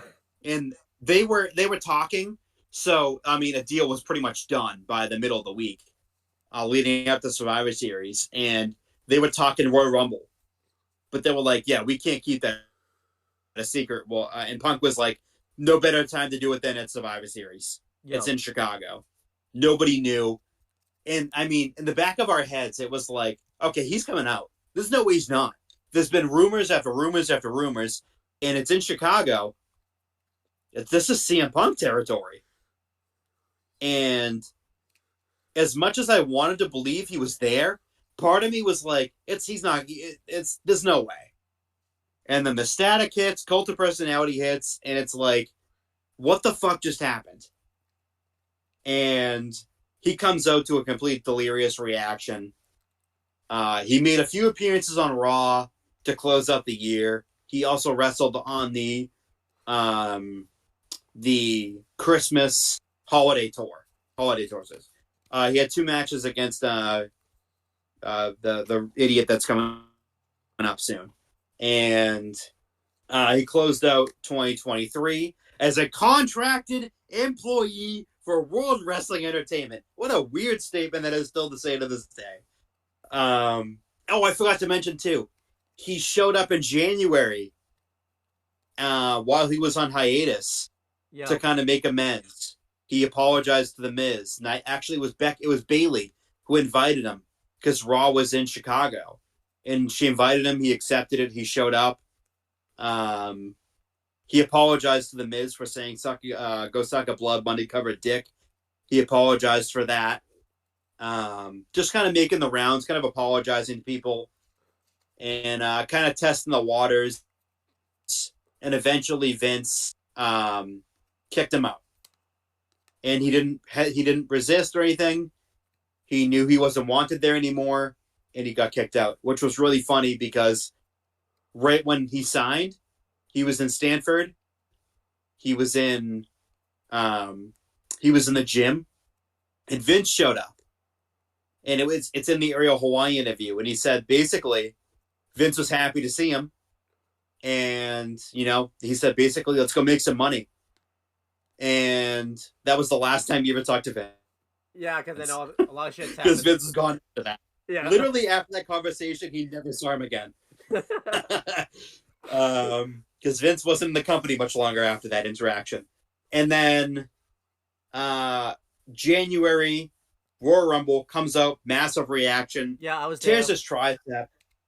Tears his tricep on a Drew McIntyre Future Shock. I was trying to think of what it was. Future Shock. He tore his tricep, and it kind of was telling that he was kind of hurt because at ringside he was kind of feeling around at his arm on in front of the commentary desk, and people were starting to speculate he was hurt. Tears his tricep. Comes out the next night. Drew beats him up, and then they started this kind of feud where Drew would take a couple shots at him, and Punk would appear every now and then. Punk appeared on the Go Home show. Ripped both him and Seth a new one. That promo was insane. Love every minute of it. He then goes to WrestleMania as a commentator for their match, Seth and Drew, for night 2, and gets a little physical. Gets a little handsy at the end. Drew was basically telling him to suck it, and waving the championship in his face. Punk sweeps his legs, starts beating the crap out of him. Beats the crap out of him, hits him with the elbow brace. Don't know if he's cleared yet, by the way. Still don't know. I saw him doing a tricep workout on Instagram stories recently. So he, in Punk's reaction to Damian coming out was like, "What the hell?" Yeah. Damian ends up beating Drew for the championship due to Punk. Yeah, I know that was very long-winded, but I don't care. Hall of Fame. I agree. That's amazing. Yeah, he everything that's happened with Punk has just been amazing. He's been a trailblazer for the business. Like that pipe bomb really started all like the foundation of all promos you see nowadays and everything like that. So like I think he's been awesome. So I will put CM Punk into that Hall of Fame right there. It's been awesome. I mean, that's where he should be. Yeah.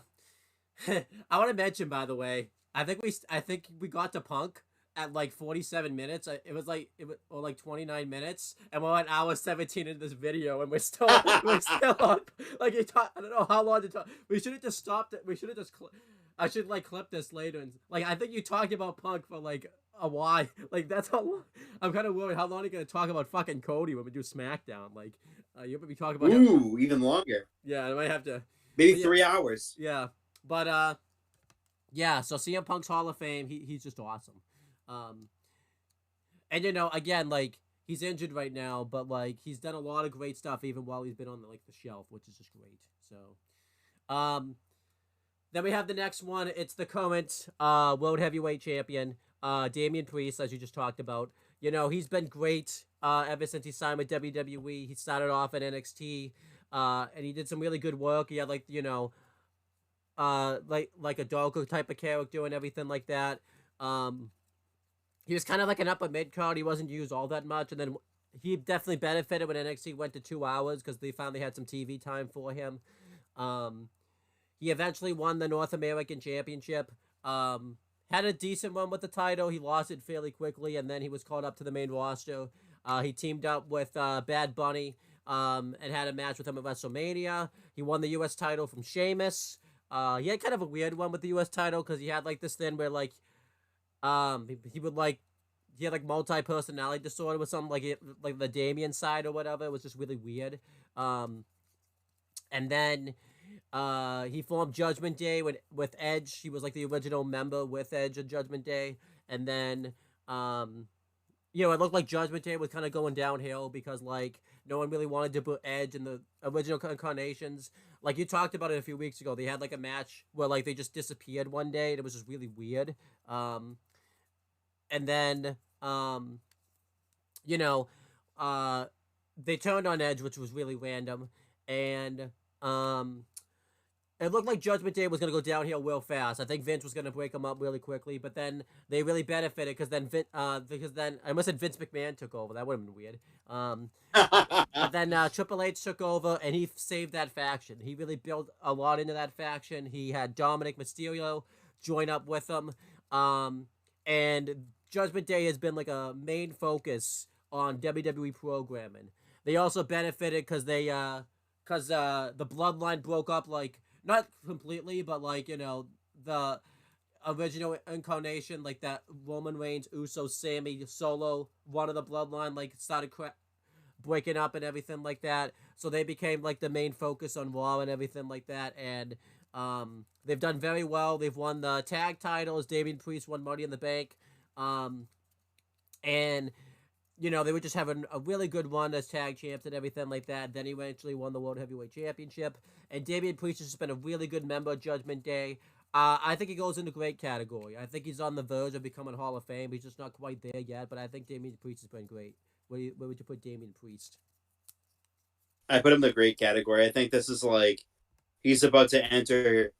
Oh, Weird to say this is early 40s, but it's fucking prime right yeah, I now. agree. Um, but yeah, so next is Dexter Loomis. This is unfortunate. I probably thinking you didn't even know he was with the company, but he's still there. I looked. Yeah, I'm surprised he's somehow still there. But yeah, he came back in WWE. Like, he was gone for a while. But because he was released. But you know, Triple H brought him back. He was doing a pretty good storyline with like the Miz, where he was like stalking him and everything like that. It was like really entertaining television. Like when he returned, like it got like a lot of views on YouTube and everything like that. And then um, he lost a few with the Miz, and then he kind of really didn't do much afterwards. He's kind of been like, you know, I can't even say toiling. He's just not there. Like he just disappeared. Like I don't know what happened to him. He's just gone. He hasn't shown up anywhere. So I have to put him in average. He just hasn't been around, and I don't really think there's much to say. Yeah, it's really yeah, I agree. Average, like it just didn't. He's not trash. I mean, he's just average. I mean, he had a really good. He had that really fucking good feud with the Miz, and just nothing came of it. Yeah. So I don't know. Um, I mean, I think I have to let you talk about this next person right here. You know who's next. No, No, you gotta talk. Yeah, this is trash, where. No, this is where you gotta put your journalist. trash, Well, say who it is at least. trash. Is who it is. So I have. That's who it is. It's trash. Am I gonna have to fight you on this one? He's this is trash. Damn, I don't think I'm gonna change your mind. He's just Yeah, trash. gonna have to. I feel like this Put one's that gonna. put that right in that orange category. I don't think I'm gonna change your mind on that one. Um, you want to go through reasons why he's trash? You talk about it every week, but you want to go through He's a piece of shit, son. He's a scumbag. He's a shitty son. He's a shitty son. He's a shitty son. What son would do that to their fucking father? Legendary Hall of Fame father. Treat him like that on national television, and his poor mother Angie. That saint of a woman. I uh, can't believe that fucking piece of shit came out of that woman. He should know better. He should came get out his of. fucking he needs to get his ass spanked on national television again. They try. Bare bottom, pulled out on national television with a belt. All right. Fuck him. um, then we have Drake Maverick. He's been around. He was in the Indies as Rockstar Spud for years and in TNA. And then eventually he went to WWE. He was the general manager of 205 Live. He was a really good general manager of 205 Live. And then he did this weird thing where he was like managing AOP and he like pissed himself and it was just really bad. Rather not talk about that. And and then you know, once 205 Live kind of like merged with NXT, he really wasn't the GM anymore because Vigo's the GM of NXT and everything, so he became a full time competitor. He got released the first time, and it ended up being like a really good thing because he cut like a really passionate promo. But he was still in like the tournament, so like they kind of used that as part of the story, and he ended up getting, they ended up re-signing him, and he had a pretty good run. He was, he had a really good run of the cruiserweight division. Um, he had a pretty good run with not Drake Maverick, Killian Dane as like a tag team. It looked like that was going somewhere, and then Vince just decided to release Killian Dane one day. Um, And then Drake Maverick went back. He was also doing the 24/7 stuff like in between all of this. The first iteration that was like wicked funny, and then he did it the second time. It was still funny, but not as good.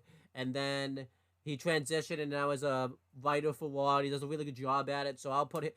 I like Drake Maverick. I'm gonna put him in the great category. I think he's awesome. Where would you put Drake Maverick? Yeah, I put him in the same category too. He's been tremendous backstage. Yep. And then we have Drew McIntyre. Um, in a few weeks, this could change because if he doesn't resign his contract, then he's not going to be here anymore. But he's still in the company as of this time, so he's still here. He's been terrific. You know, obviously he's always been great, no matter what stage. But you know, his heel run has really put him up over the stratosphere. He's been some really good promos, putting on some really great matches, and he just has probably the best character going right now. I'm gonna put Drew McIntyre in the Hall of Fame. I think he's been awesome. Absolutely, Um, absolutely. Since his return to WWE, um, great NXT champion.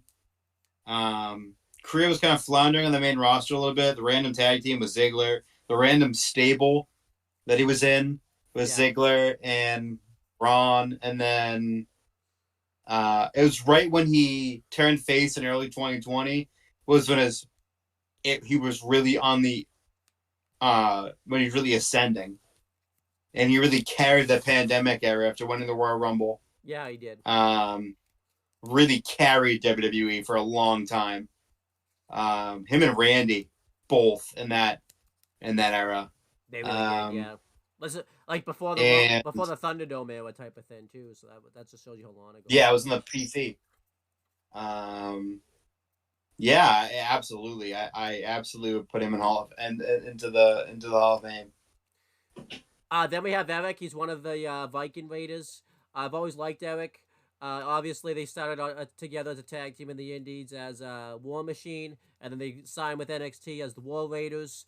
Um, they had a really good NXT run. You know, they were really dominant, won the NXT tag titles, and then they got caught up to the main roster, and Vince changed their name to the Viking Experience, which was really bad. Changed their name to Eric and Ivo, which they still have not gotten rid of those names. The Viking Experience. And then that name was so bad they had to change them to the Viking Raiders. And you know, Vince didn't really have a direction for them. He didn't really know what to do with them, so they just had squash matches every week. They won the Raw Tag Team titles once, and then they just lost them for no reason. And then during the pandemic, they like started becoming like comedy acts, which was just really bad. Like competitions with like the Street Profits and stuff. And then Ivar got hurt, so Vince didn't really know what to do with Eric. So he was just jobbing and doing Raw Underground and all that type of stuff. And then when Ivar came back, they Vince really still didn't utilize them that much. And then um, they were just kind of like toiling. And then I think they disappeared for a while, and then they came back as like the gimmick they have now, where they actually are like Vikings and everything like that.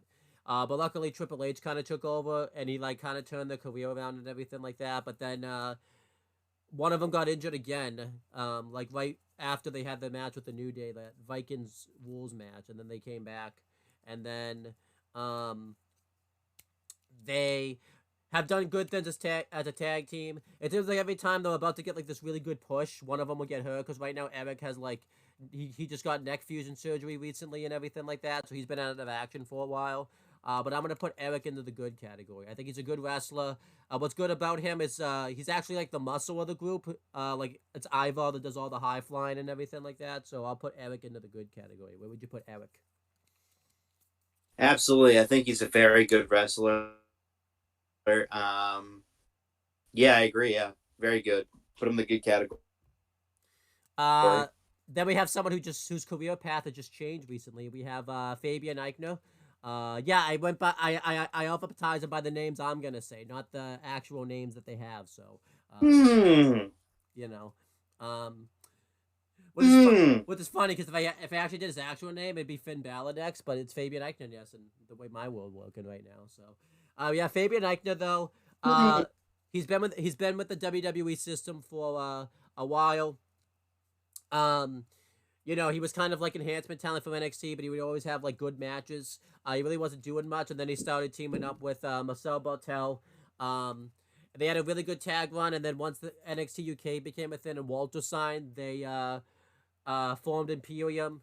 Um, you know, they had a really good run together in NXT UK. What's kind of unfortunate, they never won the UK tag titles because the pandemic hit, so they couldn't even get back to UK anyway. So they won the US NXT tag titles. They didn't have that good of a run with them.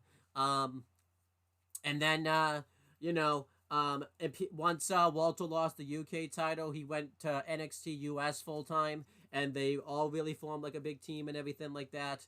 And then it looked like he was gonna get left behind. Vince called up Walter and Marcel Bartel, and Fabian Aichner stayed in NXT.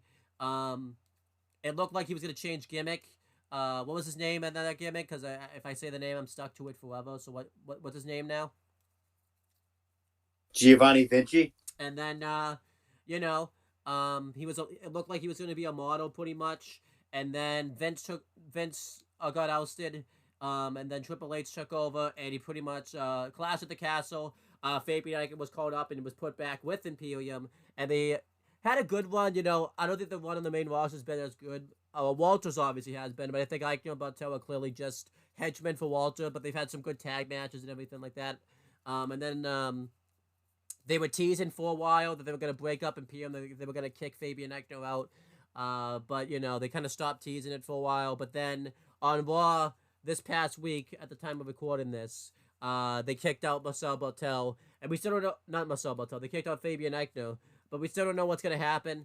There's been a bunch of conspiracy theories going around that either he's getting released because they're releasing a lot of people right now. So, you know, that could be why he's getting kicked out. Because if you remember, they did this before with Alexander Wolf. He got kicked out of Imperium, and then he was released. What, like within the next couple of days or whatever. So the same thing could Yeah. happen with Fabian Aichner. So that's why they, you know, turned on him because it looks like he could get released, or they could turn him into a big baby face and have him feud with Imperium. But you know, as of right now, he's still with the company. He could get released, obviously, as this was recording. I like Fabian Aichner. I think he's good. Um, you know, he's not. He's a decent talker, but he's very good in the ring. Um, I really wish they put him with the cruiserweight division, like 205 Live when that started, but I don't think he quite fit the weight limit. But let's be real, I think they probably could have lied about that because I don't think Buddy Murphy was 205, and they still had him in the cruiserweight division. But I'm gonna put him in the good category. I think he's a good wrestler, and I like Fabian Aichner. Where would you put Fabian Aichner? Good. All right. Very good. So yeah, he's going into the good category. Um, then we have Finn Balor. Uh, you know, he's been with WWE. This year will be 10 years. Um, obviously he came in under the NXT system. Um, he was a big person they pushed in NXT. He basically was the face of the brand when he first came in. They fast tracked him pretty much right to the NXT title.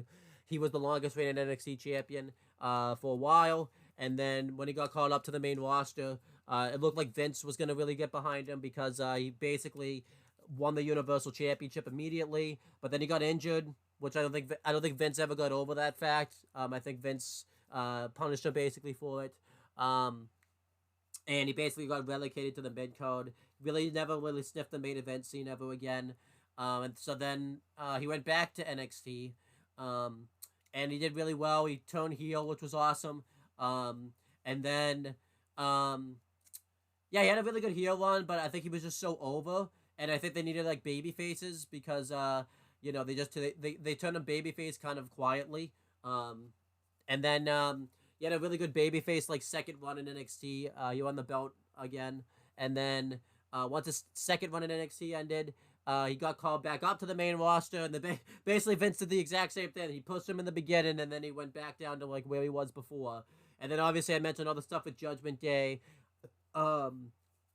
But you know, ever since Triple H took over, he's kind of become like one of their guys. He you know, he's always in some type of main event role or something like that. He was you know, tag champ and everything like that. So yeah, I'm gonna put Finn Balor. into the Hall of Fame category. I think he's been a great addition to the main roster. He just resigned recently, so I really liked him. Where would you put Finn Balor? Hall of Fame. All right. I think he's been awesome. Um, by the way, you can still see this, right? Yeah, Okay, because I don't know what happened. Like a noise got made like through Discord, so I don't know what happened. So I just wanted to make sure. I can still hear it. I can still hear it. I can still see it. Okay. Hearing and seeing. Then we have the next one. It's Gabe Spolowski. He's a writer for Raw, but he was doing stuff with like MLW. Actually, you probably know more about him than I do. You want to talk about him a little bit? So, Gabe Sapolsky is a protege of Paul Heyman. He worked in UCW with Paul Heyman, really young at the time. Just a, you know, he was in Ring of Honor, I believe. I'm pretty sure for a long time. Yes, he was for a very long time. Evolve, and then eventually, when Evolve became up in a partnership with WWE, he moved to WWE as a creative consultant.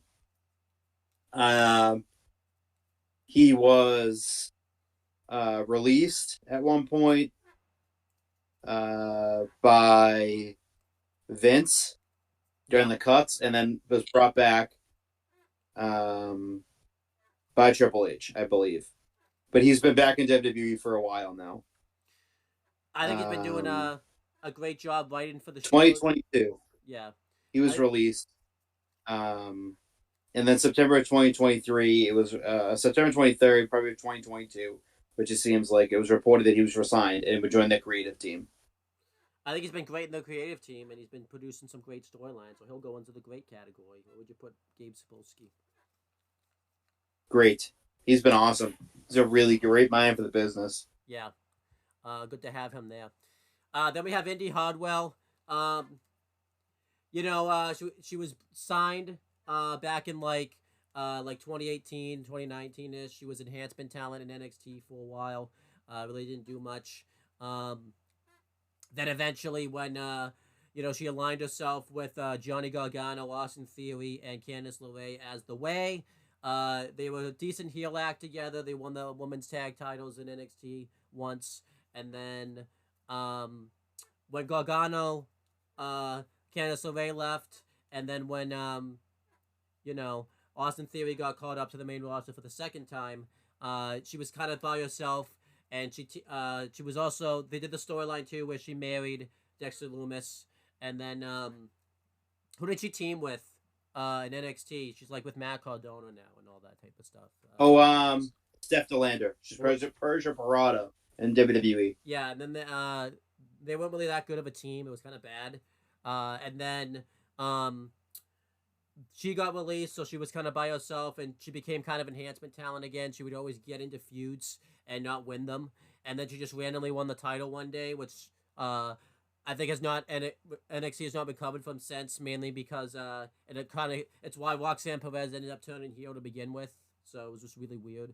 And then she got drafted to Raw during the draft last year, and she had to vacate the title because she was also injured. So by the time, so she couldn't really do anything for a while. And then she really didn't do much on Raw. She's kind of been with Candice LeRae doing stuff.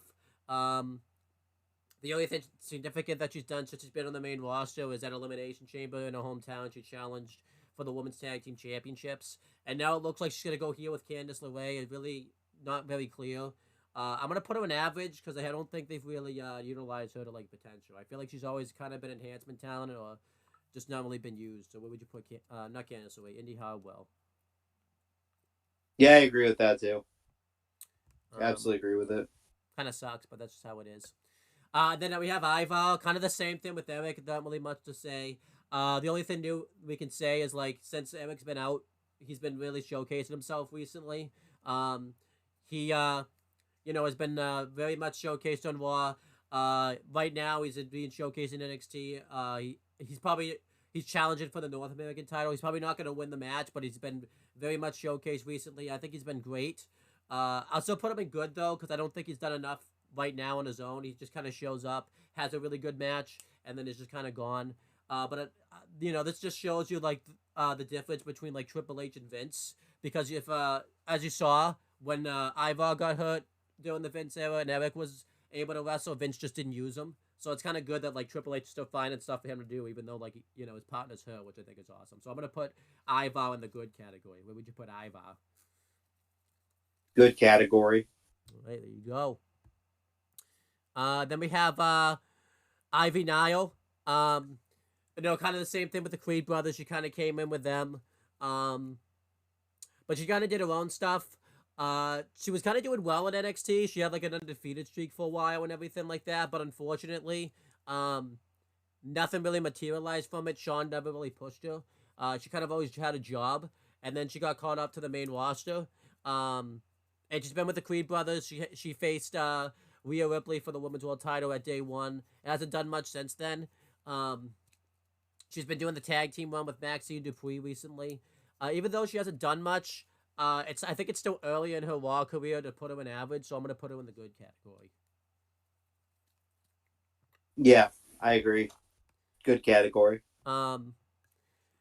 I guess I'll let you talk about this next one because it might be creepy, but so let's see if we can put that journalist hat on and get that out of there. But the next one's Jackie Redmond. Average. She's just run of the mill. She hasn't really done much to, I guess, stand out. Yeah, she's a comment. She's just a fucking stage interviewer. I just think she's average. I agree. Especially too when she's on we've talked about this doing like the pre-shows and stuff. When she's on the pre-show panel, anytime she's on there, it's awkward. Especially when her and Peter Rosenberg are on there at the same time. They always like just make one-off jokes that only they understand, so it's just really awkward. So yeah, that's how you put away your journalist hat. By the way, it's a good. No, that's how you put on your journalist hat. I would say that's how you put it away. If you had put the journalist hat away, you would have said other things. So, but I mean, I could be profesh. Yeah. Well, no, you can't, because look who's in the trash category. If you had that journalist hat on, he'd be profesh, bro. It's profesh. Then we have some road agents, but you know them. It's Jamie Noble's the first one. He's been a great road agent. He started doing this because he retired full time in 2009, and he's been a road agent kind of ever since then.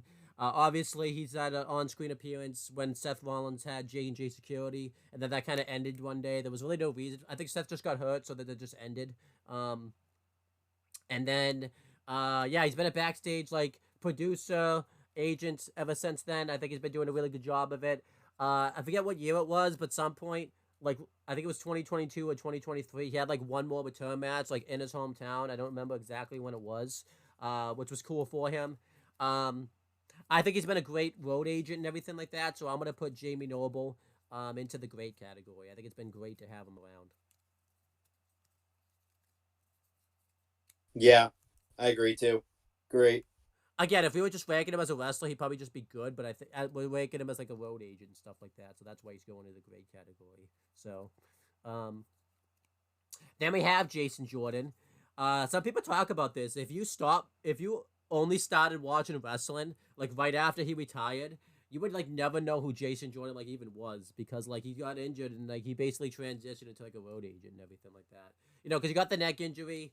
Kind of at a crucial time in his career, because this was right when he was finally starting to turn heel with the whole Kurt Angle illegitimate son storyline. But then he got injured, so they really couldn't blow it off. So, to this day, he's still technically Kurt Angle's son, because it's never been confirmed whether he is or whether he hasn't been storyline wise. So that's funny.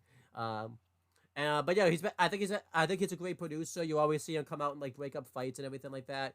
Great mind to have behind the scenes. So I'm gonna put him into the I'm not gonna put him into great, but I'll put him in the good category.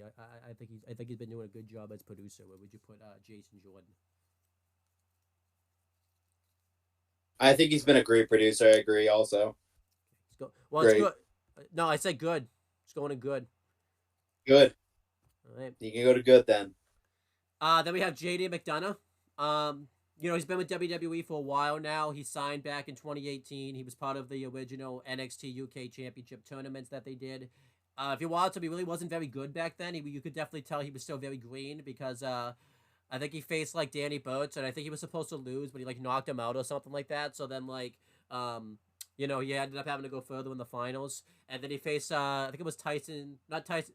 Tyson Bones or whatever. And Tyson Bones like sucked, so like it wasn't really help. But then once NXT UK became a brand, he looked really good. You know he got to face Finn Balor at the first UK takeover, which was awesome for him because that's who trained him and everything like that. He had a really good run in NXT UK. He won the cruiserweight title once. Fortunately, it's not very much remembered because the pandemic hit like shortly afterwards, and then like he was part of like the Speak It Out movement, which obviously has been disproven because he's still here. Um, and then he went to NXT. Changed his name to JD McDonough. Had a really good run there. He didn't really do anything significant. I think he was just kind of there for like a name.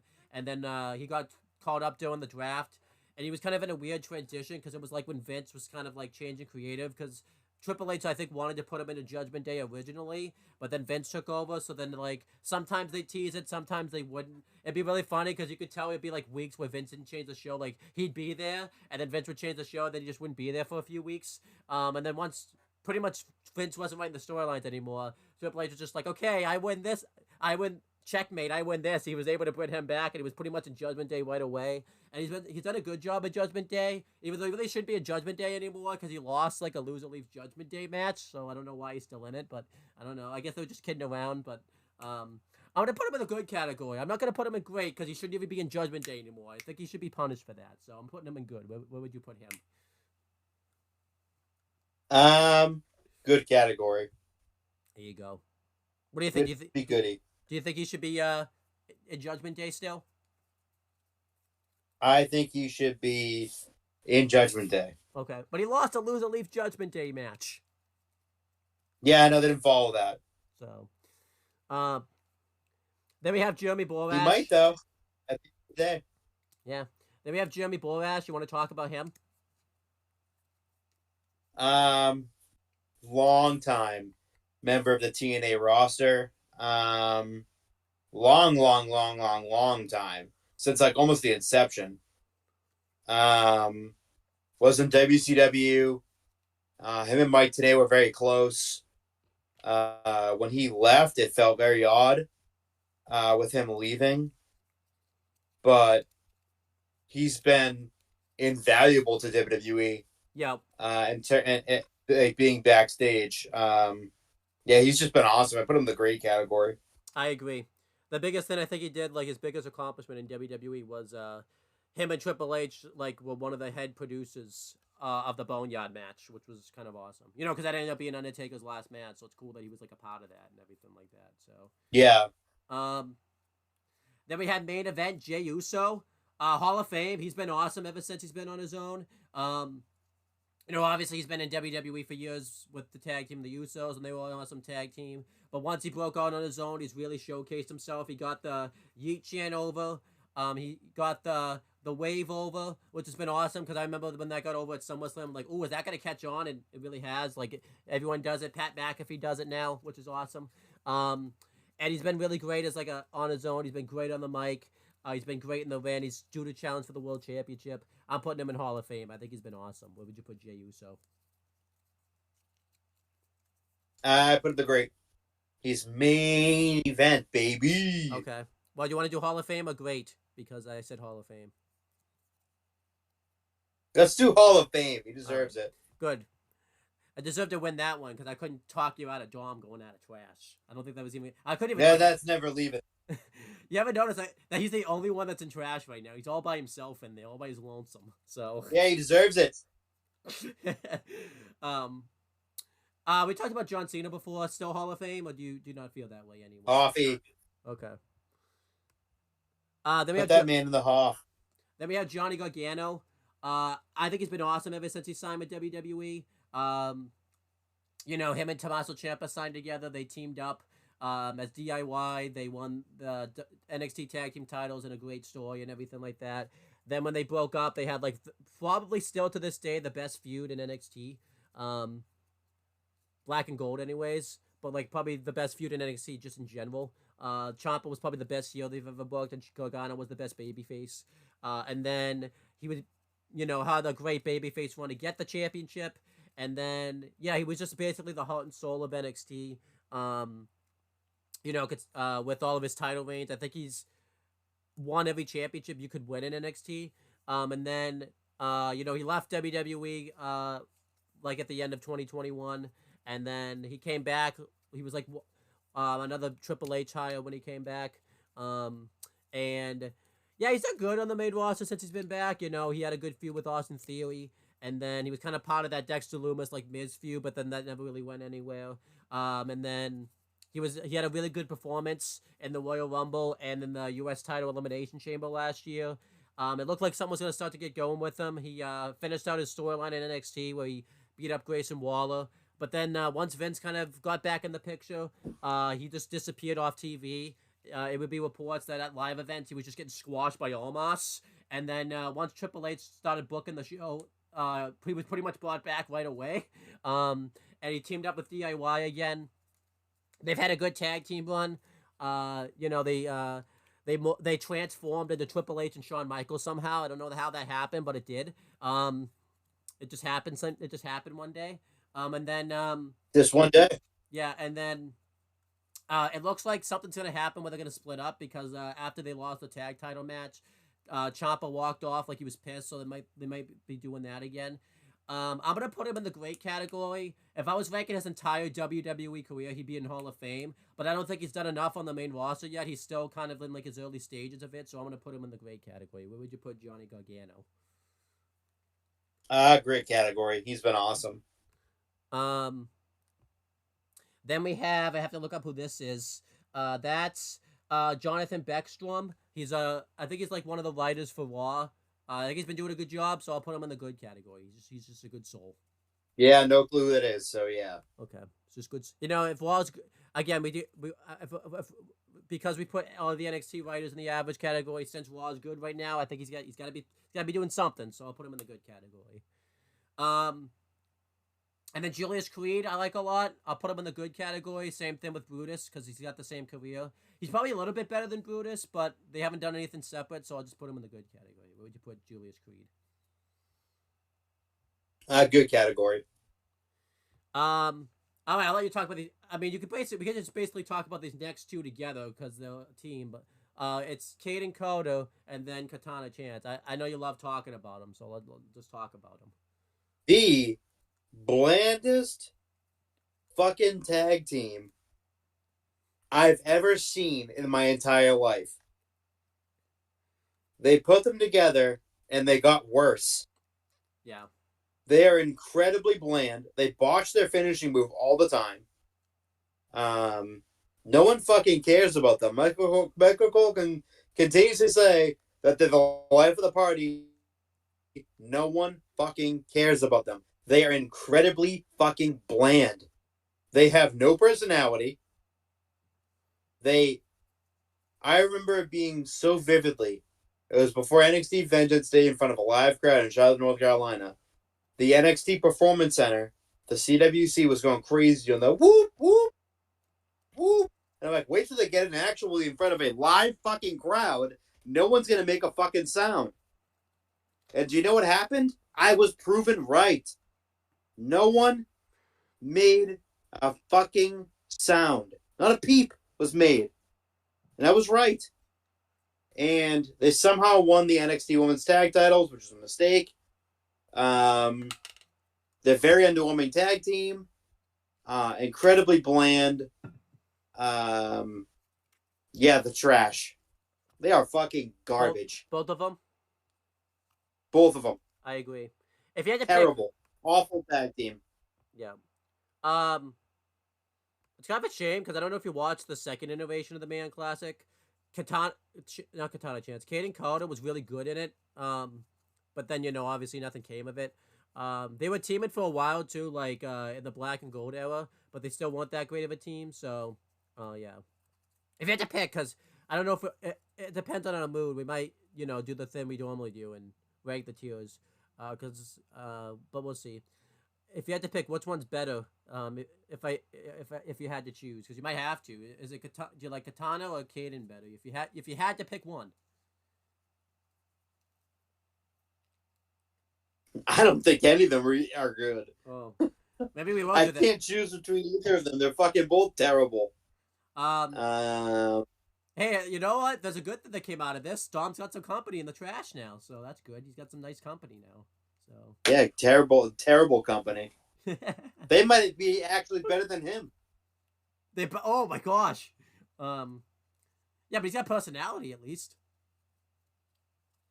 He's still an asshole. Okay.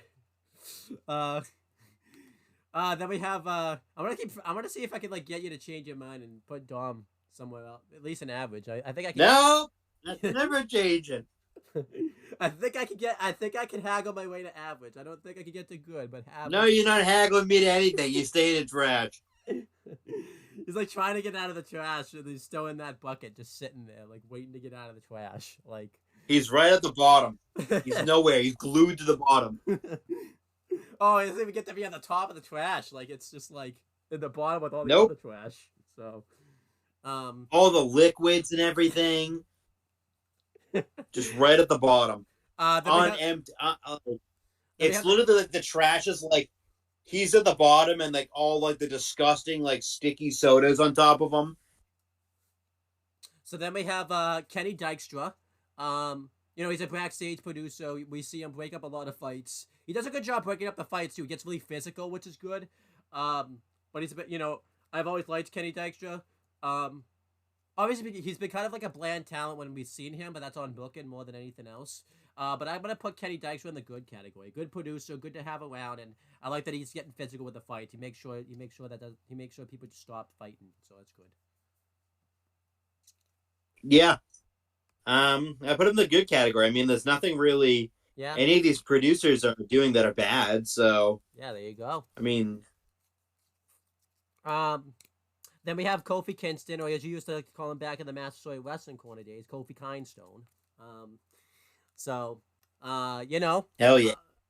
he's been a great veteran in the business. He's been in WWE, really since 2007. But he didn't show up on TV until 2008. Um, he's been in the business for years. You know, he came in as the fake Jamaican and everything like that, which we can't really laugh at WWE for because that was a gimmick that crossed over from the Indies, and then he just didn't have it one day, which is It's Kofi Nahashi Kingston in the Massachusetts area. yeah. He just didn't have it one day though. Don't know why he didn't have it. He just didn't. But at least they made a funny thing out of it that you know, will forever live in my memory and in YouTube. And then you know, he's been a great intercontinental United States and tag team champion. I think it's still true. Like And WWE champion too. he's had the most like tag title like reigns like by himself type of thing, like as like a single superstar because he's had like a bunch of different partners and everything like that. The most famous things that he's done is obviously his formation was with the New Day. They've been a group since like the beginning. Obviously, Kofi Mania was a big thing that he's done. Um, and yeah, his feud with Randy Orton like originally, which didn't really end very well for him because Randy Orton got mad at him, so it's not good. But you know, he came out the other side very well. But I think he's been great to have in the business. You know, he's been a good hand to have around and everything like that. I'm gonna put him in the. I think I'm gonna put him in the Hall of Fame. I think he's got a great body of work and everything like that. I'm gonna put him in the Hall of Fame. Um, I'm biased as fuck. I'm gonna put him in the Hall of Fame. Yeah. Um, Boston guy, love him to death. Um, yeah, love Kofi. Amazing. One of my all-time favorites. Then we have I just wrote his name down. Lee Fitted.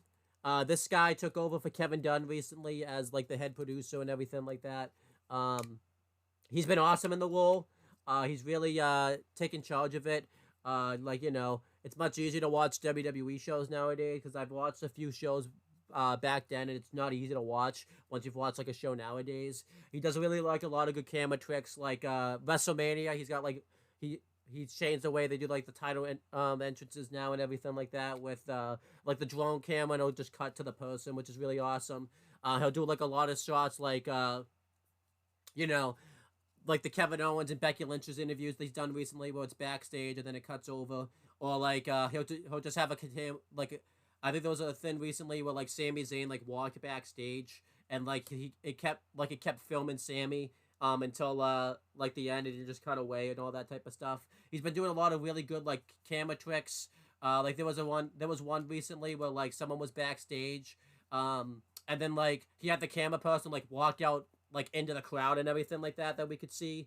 Um, the Sami Zayn one in the Toronto when he did his entrance, like recently, when like Jay went back like left through the crowd and then like saw Sammy. So like he's been doing some really good camera tricks.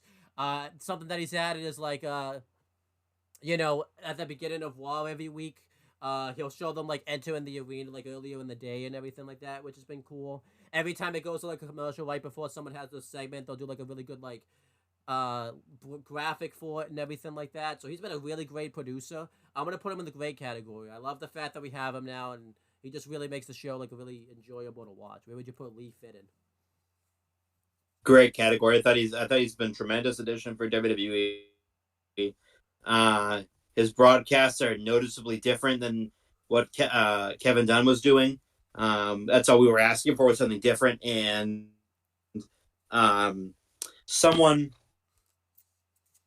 put a side by side video, I think it was on TikTok, You have to of send me this. Kevin Dunn versus, and it was like, I think it was like Kevin Dunn had like 15 camera cuts and Lee Fitting had like 6. Yeah.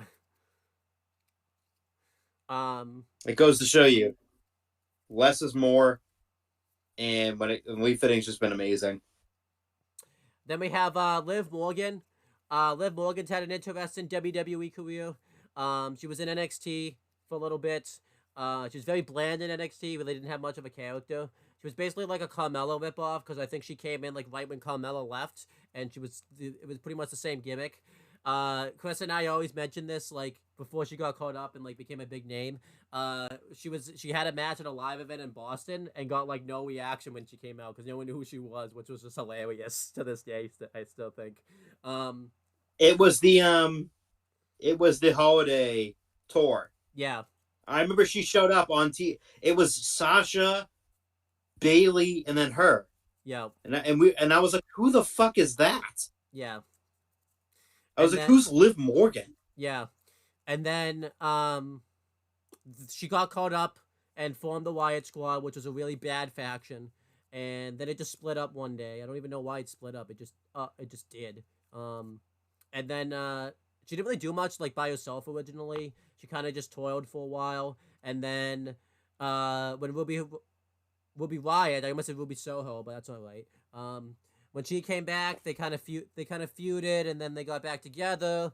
Um, and then Ruby Riott got released, and she was kind of by herself.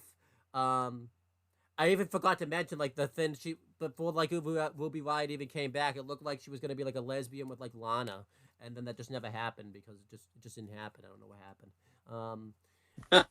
Yep, And then that was very weird. yeah. And then like after Ruby Riott got released, she kind of did her own thing. She was kind of getting over a little bit as a baby face and everything like that. She was doing some pretty good stuff, and then she won the Money in the Bank, won the SmackDown Women's title, which was really bad because like I remember Chris and I were even saying like, okay, great, she just cashed in like a heel, but she's still a baby face. And then her babyface one was just completely obliterated with the Ronda Rousey stuff that happened, and then she lost the belt to Ronda Rousey. She kind of became like a little bit of a bland baby face. She had a few women's tag title runs with Raquel Rodriguez, and then she got injured and she was gone for like a while. She was supposed to shoot a movie, and then it just didn't happen. I think the movie happened, but she didn't get cast in it. I don't know what happened, but then she just returned recently at the Royal Rumble. Um, she has a lot of fanfare. She's going on like a live revenge tour right now, and it's going pretty well. She took out Rhea Ripley, and we just kind of talked about it earlier. It looks like she's gonna go heel. I think she's good. I don't think she's quite great yet. I feel like once she has this big heel run that we hope she has, she'll be great. I just think she's had like a lot of stop and stop pushes. There's been kind of a lot of things booking wise. It's kind of halted her success. So I'm gonna put her in the good category though. Where would you put Liv Morgan? Agreed. Good. I think we talked about this a little bit in the beginning because I forgot to put him in the NXT one. Logan Paul, I'm gonna put I can't. You might disagree with this. I'll consider great, but I'm gonna see if I can fight you on that. I'm gonna put him in the Hall of Fame. I think he's been an awesome addition to WWE. No, you don't have to fight me on that at all. Yeah, absolutely. Uh, I never thought he would have been like this awesome of an addition, obviously, because he had a bad track record when he came in. But he's been great in the ring and he's been great backstage. I don't think you've watched Next Gen yet when the rookies go backstage. He like has like he actually like talks to them. He's very respectful about the business when he talks about it on his podcast and everything like that. So I think he's been a This great podcast addition. also too by Prime. It's amazing. Yeah, so I'm putting him in Hall of Fame. He's been a great heel too. I think he was good as a face, but he was always kind of miscast. So once he turned heel, I think everything just immediately clicked, and everything like that. So and he never actually talks bad about anyone. Like Ronda Rousey talked bad about him recently, and he didn't really talk bad about her. He kind of like handled it respectfully. He's very respectful to the It's wrestling business. So it's very bizarre because it's like Logan's done like a complete 360. yeah, He's 28 years old. He's finally fucking matured. It took him until he was about 27 years old to mature. Because he was, for the longest time, scum of the earth. yeah, he was. Before he got to WWE, he was a piece of shit human being that nobody respected. And he's somehow become respected. It's very bizarre. It's a very bizarre 360. And the fact that he loves and respects this business so much makes me have so much respect for him because I hated him for so long as a person. Literally, as a person, I hated him. Arrogant, egotistical, just scum of the earth. And I don't know how, he made me like him in the last few years. Yeah, And he's been an incredible U.S. champion. He's been an incredible asset to WWE, and he's about to become a father for the first time with his fiance, model Nina Agdal. So that's pretty awesome for those two. Yeah. And then we have Marcel Bartel, kind of the same thing with Fabian Eichner. I would put him in great just because I think. Kaiser. Actually, funny thing is, he's in the same position he would have been if I had kept him that name. So that's pretty funny. But I think I would put him in great. I feel like he's been showcased very well. They always go out of the way to protect him. I think when he loses, it's always some bullshit in it. He's been great on the mic. He's been like a great right-hand man to Walter and everything like that. I think he's due for like a big push because of the Germany tours and everything they're doing. And plus, he's going to be by himself now. So I'm going to put him in the great category. Where would you put him? I put him in the great category. Same thing with Giovanni Vinci. They were both fantastic. I wonder what's going to happen now. Yeah. Because Kaiser turned on Vinci and Gunther was very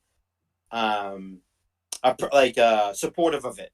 He was like a proud dad. And it's going to be very interesting to see what those two do on their own. They're both individually talented. Yeah. It's just now, what are they going to do now? Yeah. Like, is he going to be released? Like, I don't think he's going to be released because that wouldn't really make any sense. We'll see. They've been teasing this breakup of Imperium for like over a year now. Yeah. So we'll have to see what they do on. Yeah, I feel like why I put Marcel in great and not Fabian in great yet is because obviously we don't know. Because I feel like Marcel has more of a chance to succeed because he's still at least with Walter, so he's at least still going to get showcased. Like Fabian's going to be completely by himself, so it will be tough. He has more of a tough. He kind of has a tougher road to go to like travel than Fabian. Yeah, Marcel does. It's going to be really tough for Giovanni Vinci to really break out on his own because again, like they say that what's next after that. Yeah. That he's going to be the face. Like, what's going to happen next? Because you know that feud's going to go on for a while, but what the hell's going to happen after that? Yeah, I hope he. That's always what WWE's problem is. Is like, okay, this initial feud, great. What the hell happens afterwards? I kind of hope he doesn't get like, because this is what I feel will happen. He'll get like, I hope he doesn't get like relegated to like main event because I believe that will happen. I can feel that. I can feel that one. Yeah. I honestly feel like he's going. But we'll see. Then we have Maxine Dupree. I think she's been good. Obviously, she came to WWE. She signed I think like early in the NXT 2.0 era, she was injured when she signed, so she couldn't really like do any training or anything like that. Um, and then she was like managing Von Wagner in the beginning, but then she got caught up like abruptly like that. She was with Maximum Male Models. They changed her name to Maxine Dupree because she was going to be with a replacement for LA Knight, who was going to get fired, but then he didn't get fired. So, you know, but they kept her there anyways because, I think they had the plan that, because even though LA Knight came back and was able to do the Max Dupree gimmick, you could definitely see like Triple H had the plan all along. He was going to just turn him LA Knight anyway. So he just figured why not leave Maxine Dupree there. Um, Once LA Knight left the group, Maximum Male Models really didn't do much. They got drafted to Raw, and then she kind of transitioned into the Alpha Academy. She did very well in the beginning. She was really over. It really hasn't been much since then. She's still learning. Because But sometimes she very much stagnated. yeah, she's got a lot of the crowd turned on her recently. She had, I think it was right after Chamber. I think she was at a house show and she got booed massively out of the building, which they've turned into a storyline. It seems like that's kind of died down now a little bit. I don't really hear her get booed now. I think that could have just been a one-off. I'm gonna put her in the good category. She's still learning. She hasn't done anything to like make me pissed off. Like she seems like she's willing to learn the business and everything like that. So I'll put her to the good category. What would you put Maxine Dupree? I'd put her in the average category, but I'm not going to fight you on good. Okay. Put her right in that. Because I think she can eventually get up there. Yeah. Then we have Megan Morant. The reason she's here is because she hosts Raw Talk, and that's a Raw show. She was obviously a backstage interviewer. She was signed in late 2021, the same time as Jackie Redmond. She did good as like a backstage interviewer. Then she got, she did the Raw Talk, and then, because Jackie Redmond became a backstage interviewer, so she took that role over. And then the only time you really see her is on The Bump. She's the host of The Bump now.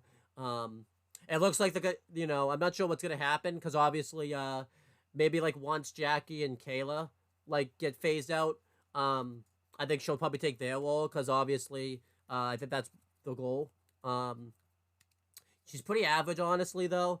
You don't really see her that much, and she kind of just fades into the background. So I'm gonna put her in like the average category. Where would you put Megan Morant? Average category, she's completely average. Yeah. Well, since they're next to each other, if you had to pick one, putting that Gillis head on, Jackie or Megan? Tough. Yeah. Megan Morant had that interview with Triple H. That was at WrestleMania, so she kind of put on a big stage. Jackie's done more. Yeah. It's tough. Then we have Michael Cole. Obviously he's been with WWE for years, going back to 1998. His first WrestleMania he called was in Philly, which is very very significant because they do it just in Philly recently. He's very good commentator. He was like the pivotal part of SmackDown when it broke out into his own brand. He was pretty much the voice of SmackDown, and then like him and Taz and everything like that. And then he got once JR kind of got phased out, he kind of became the voice of WWE. So they put him on Raw, the flagship show, which he got shit on for because obviously JR didn't know about it and everything like that. He did good. And he was always good. I don't think everyone ever would say he was great or anything like that. His career kind of went downhill when he turned heel. Because obviously, he was play-by-play, but also a heel, and he was very annoying as a heel. And it lasted like 2 years, I think, because it just lasted forever. He was a really annoying heel. And then he turned babyface, obviously, because Jerry Lawler had a heart attack in real life, and he had to be the one to do the updates. So obviously they couldn't keep him a heel anymore. So they just turned him back into a babyface very quietly, which is why I think JBL stuck around because they needed that heel commentator.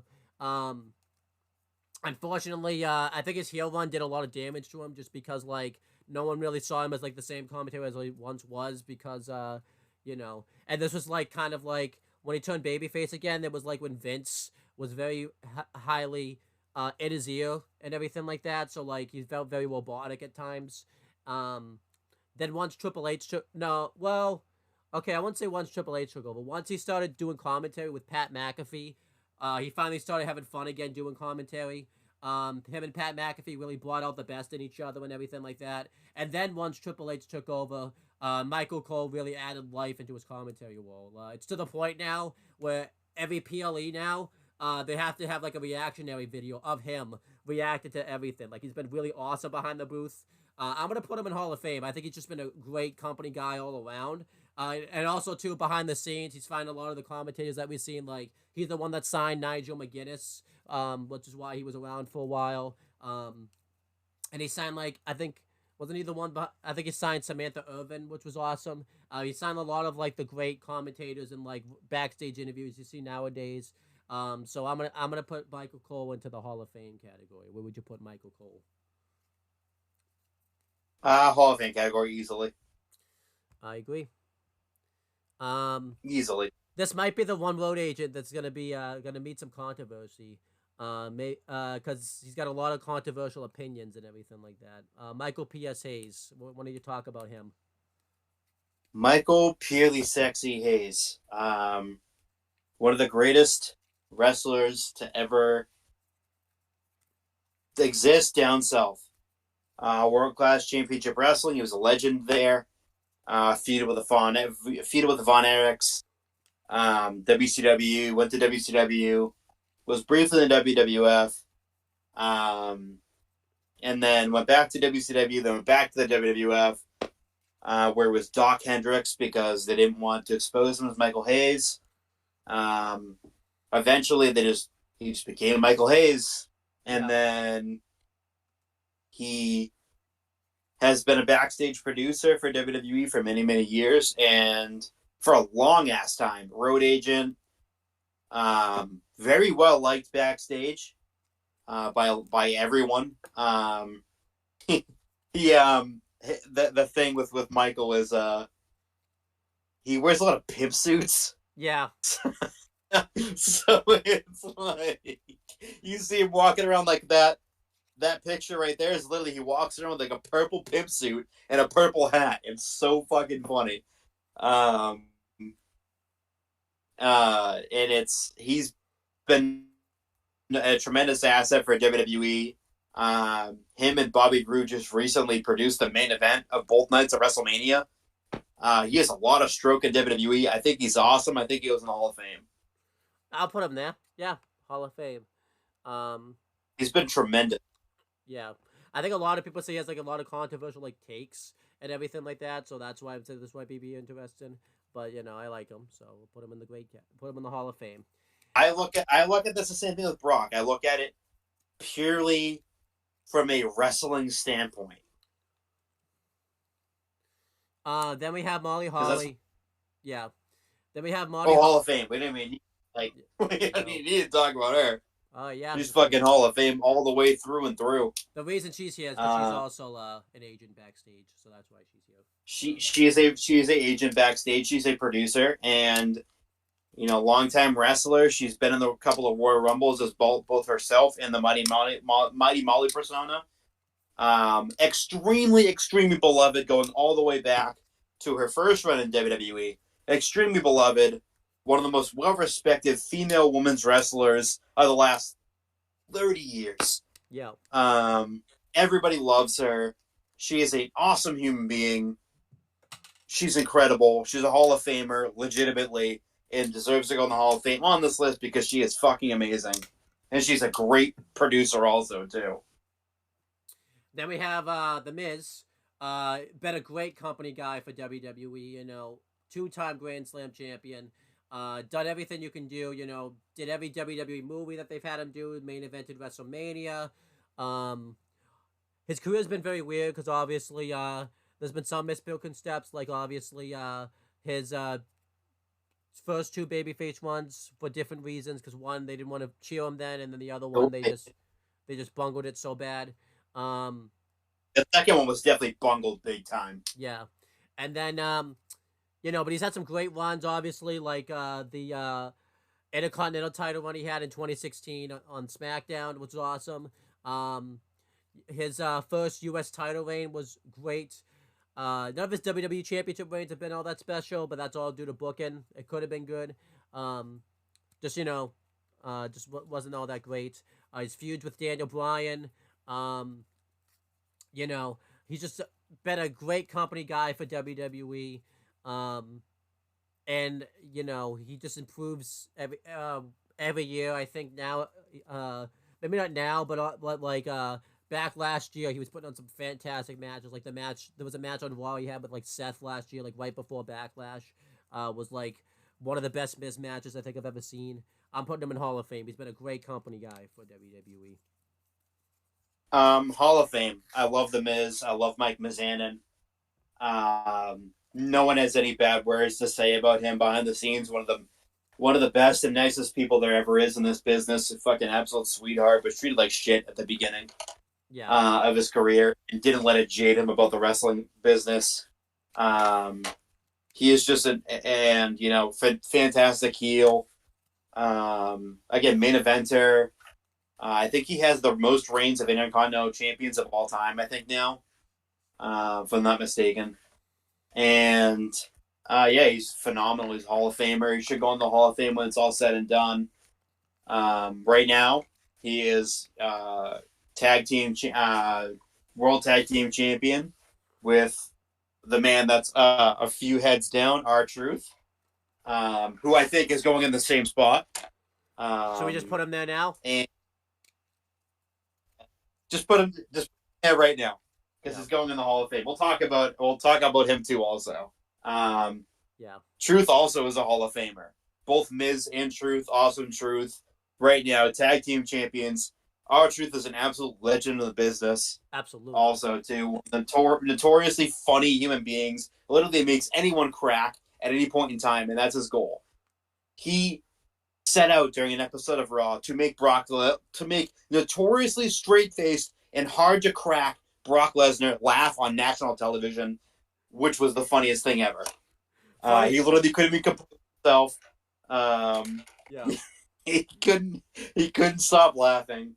Um, just an incredible, he's just incredible. Everyone loves him backstage. He is just notoriously beloved in WWE.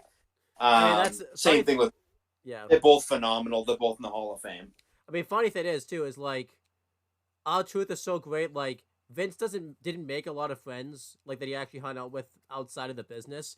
Our truth was one of them. Our truth even made friends with Vince McMahon, which is just insane. Like that's That just um shows you. I mean, he was K Quick and hardcore champion. Um, he went to TNA, became NWA heavyweight champion. I think he was the first African American wrestler to become um, NWA champion, which is a huge accomplishment. yeah. And that fizzled out. He went back to WWE. He was a very serious wrestler at first, and then he became pretty Ricky, and then he started doing all this funny shit with little Jimmy. He became a fucking funny heel, which it wasn't supposed to be. But it turned out that way because Truth was just naturally hilarious because he was paranoid and it was really funny. And it's just just phenomenal. There's no words to describe him or Miz. Just two incredible human beings. That MVP. I don't remember where we put him the last time. I'll put him in great. We probably put him I in would say I was thinking great. yeah. I think we put him in Hall of Fame, but we're comparing him to a different roster this time around. I don't think he's like done anything as significant as the people that are in Hall of Fame that this time around. So we'll put him in great. Yeah, I mean he hasn't really done much in the last few years. Yeah, He's managed Omos, but like other than that, he hasn't really done much. But overall, his whole entire body of work, yeah, he's a borderline Hall of Famer.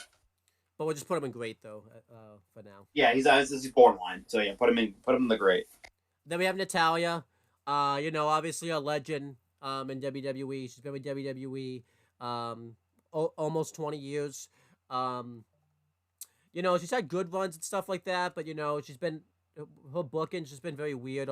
I could just legitimately list off There's been points where she's been used very well, but then there's just points where she hasn't been. Um, I'll put him in good because she's always a good wrestler, but I just feel like the booking hasn't always been behind her and things like that. Like she's doing good work now with like Lola Vice and like the fight, not the fight pit, the NXT Underground match comes up, but then I feel like it's just gonna kind of go back, like so just kind of be like there, and that's kind of been her career. Like Yeah. she's always just been fellow sometimes. So I'll put him in good. Where would you put Natalia? I mean, overall, for me personally, her whole body of work, she belongs in the Hall of Fame category. But in terms of like, if you're looking at it right now, she needs to be in the good category. She hasn't done much in recent years. It's just been like mainly putting people over, which again, she's a veteran of the industry. She knows what her role is now. She doesn't complain about it. Right now, she's doing NXT work with Lola Vice, which again just says a lot about just who Lola Vice is. That Natty wants to work with her. It should do her wonders for her future in the WWE. But yeah, I think Natty overall in her career belongs in Hall of Fame. But in the last number of years, she's just been good. She's just been there, and it's kind of sad too because at one point in time she was the most talented woman in the fucking world. At one point in time, she was the best wrestler on the planet, and it's kind of like sad to see her like she's like hanging on, and it's like really sad. I mean, she still have a good match every now and then, but it's not like, oh, use Natty right now in this feud because it's needed. Natty can get her over, and Natty can draw a great match out of her. She can't really. I mean, she can still do it, but it's not like as consistent as it was in years past. I agree. Nia Jax. I'm pulling the Dom card. If he's going in trash, Nia Jax is going in trash. Oh, you mean Hall of Fame? Nope, trash. Trash, Oh, trash, fuck trash, it. trash. I firmly agree that it's Hall of Fame. Nope, trash. Trash, trash, trash. Hey, if she goes in Hall of Fame, Dominic Mysterio is at least going into the great category. No, I agree though. She's fucking terrible. She's fucking terrible. The only thing that made her popular in the last 5 years is the fact that she went, "Oh my god, my hole," so which wasn't even funny. So yeah. It goes to show you. Nikki Cross has to go in an average. If we were just ranking NXT, Nikki Cross, if we did just that work, she'd probably be in like great to Hall of Fame. But her booking on the main roster has just been so inconsistent.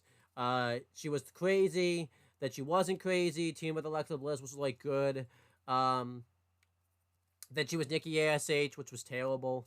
And then like Triple H turned her back into crazy, but I just don't think Triple H has really known what to do with her. Like she was gonna like team up with like Candice LeRae, and then like that didn't happen. I think she was meant to be with the Wyatt Six too, but then Eric Young left, so that didn't happen. And that well, that's not the only reason it didn't happen, but that was like a main reason it didn't happen. She just kind of fell to the wayside. And then she went to college. She graduated college, and then like she's like the last time we saw her was the Hall of Fame, and before that we saw her was I can't even fucking tell you how long before that. I think she did like this gimmick when she was in like a vegetative like state or something, like a fatigue state, and that just never went anywhere either. So. I think she has to go into average just with her recent booking and everything like that. So yeah, she has to go to average because it's been. If this was her, like if we were ranking this based on like around the time she was teaming with Alexa Bliss, she'd be in the good category, almost great. Because I felt like that was a really good tag team, and and after that it was like they didn't know what to do with her. Yeah. Then we have Odyssey Jones. He's unfortunately average also. He was starting to kind of finally catch some fire last year. He had a killer match with Dijak on NXT like right before the draft, and then he got drafted to Raw. I remember you and I were kind of thought that was random, but we thought that was gonna be like a sleeper pick for Raw. It looked like he was gonna do something, and then he just doesn't done anything. The only thing he's done is he's wrestled on like a house show, and then that's it. Like he's just done nothing. So I have to put him in average. He's average. He hasn't done anything. He literally has not done anything. Not done a single thing. If you hear a cat, it's my cat. She's in my room now. She was crying in front of my door. So if you hear a kitty crying, it's my kitty. Oh, okay. Okay, I just learned something new. Apparently, you can move this screen recorder while you're doing it because I accidentally moved it when I moved the thing. I think Almas. Did we put him in average or good last time? I think we ended up on average, right? Would you still want to do average for Almas because he's made an appearance on. Yeah, we'll just keep the continuity. Again, I think we're gonna try to keep it the best we can. I think the only one that we've changed is not Big E. There was someone that we changed. Wow, we've been doing we just did this video. I can't even remember who we just changed. Oh, I think MVP. I think MVP we changed because a different loss. Oh, and Alexa Bliss. I think we changed Alexa too because I think she was Hall of Fame or great originally. Yeah. Then we have Otis. He's been a good hand for WWE. He started off with Heavy Machinery, and that was a really good tag team. It looked like Vince was gonna push it, but then he just randomly decided to break him up for no reason, and that was basically the end of Tucker's entire wrestling career. He's not been seen since. And then he put on pants and got work. Yeah, and then he was gone. So, but Otis stuck around. He did the thing with Alpha Academy. He's been good in that role. I'm gonna put him in the good category. I like Otis. Yeah, I agree too. I absolutely agree. Otis has been awesome. He's he's got his funny sayings. He's very funny, naturally funny, very well liked backstage. Yeah, I agree too. Good. Pat McAfee is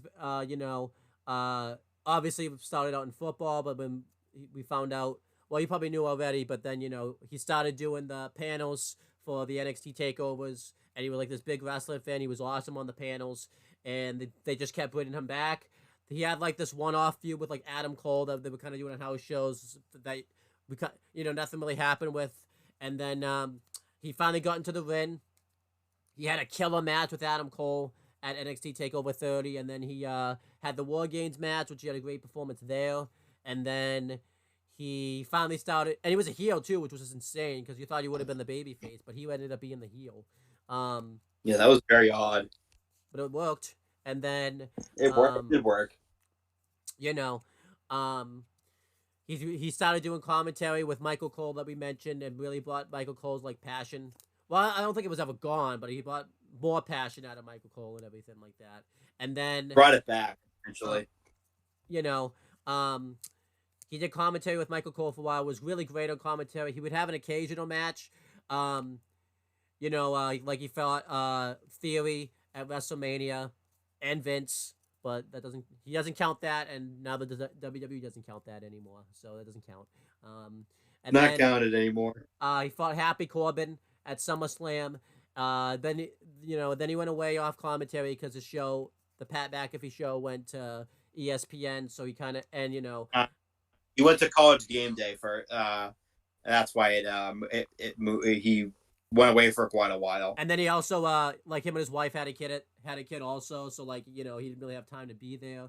But he would make part-time appearances. The best ones was obviously the Royal Rumble last year when because I still love that this happened. Sheamus and Drew McIntyre were teaming up, and they were called the Banner Bros. And WWE had to change the name of it because they found out it was a porn site, and it was hilarious because he didn't catch wind of it. He didn't know about it. So he kept calling them the Banner Bros every 5 seconds that he was out there and everything like that. And he still hasn't stopped. Yeah, he did it this week. And then he showed up at WrestleMania last year and beat The Miz, which was awesome. And then he showed up on commentary at the Rumble. He was in the Rumble this year. I didn't get to hear him on commentary at the Rumble, but I assume he was great. But I didn't get to hear him. He was awesome. Yeah. And then he's been on commentary on Raw every week now. He's been great on commentary on Raw. He says a lot of really funny stuff. It's always funny when he's wicked tired, because I remember it was right after the Super Bowl. He had to do Raw the next day, and he was so tired he was just saying just a bunch of random shit, which was hilarious.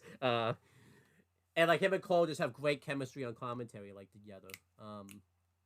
They'll occasionally post a video on the Instagram page WWE, and they'll show like really funny one-liners and everything like that. Like every week now, they keep talking. I mean, she hasn't been on in a while, but they'll keep talking about Valhalla's antlers on just shouting off like random Viking facts. I think Pat McAfee goes into the Hall of Fame. He's awesome. Yeah, he absolutely should go into the Hall of Fame. He's been awesome. Yeah, I mean, also a big thing he actually got Vince to come on and do like a shoot interview, which is just really which became dated like later in the Understood. year. Um, so then we have Petey Williams. He's a producer backstage now. Obviously, he's a very big veteran. He was a part of TNA for a long time as like the X Division. Obviously his big contribution to the business, which he hates, is the Destroyers because he's made that regular. Because he popularized it. And now everyone just does it now, which he hates, which I think is funny. I shouldn't say like everyone does it. Yeah, I think that's more of an literally everyone does it. Yeah. He's a producer backstage. The biggest thing that he's done is when Seth and Bobby Lashley got into like a brawl, Bobby Lashley like speared him, and like Corey Graves like pointed it out, which is pretty cool because they never really point out like the producers or anything like that. I'm gonna put him in a good category. I think he's been like a good producer and everything like that. So I'm gonna put him in the good category. Where would you put Petey? I put him in the good category too. It's another form of TNA guy. Yeah. Just made the jump over. Then we have Piper Niven. She's been okay. She showed up during like the Mae Young Classic. She wasn't very good in it, and then she showed up at NXT UK. She really wasn't very good in NXT UK, but she had like a killer match at one of the Blackpool takeovers. I think it was the second one. I think it was her, Toni Storm, and Kaylee Ray, if I'm not mistaken. And then NXT UK folded for a bit, and she during the pandemic, she showed back up and had like a good feud with Kaylee Ray. I think they had like a last woman standing match or something on the brand. Like that was like a send off. And then she teamed up with Eva Marie as Dewdrop, which was really bad, and she couldn't get rid of that name for a while. And then she randomly went heel for no reason. Well, I think she was a heel already. I'm not sure how that worked, but she was already a heel. I'm not sure how that worked. And then she came back as Piper Niven. Hasn't done, didn't really do much.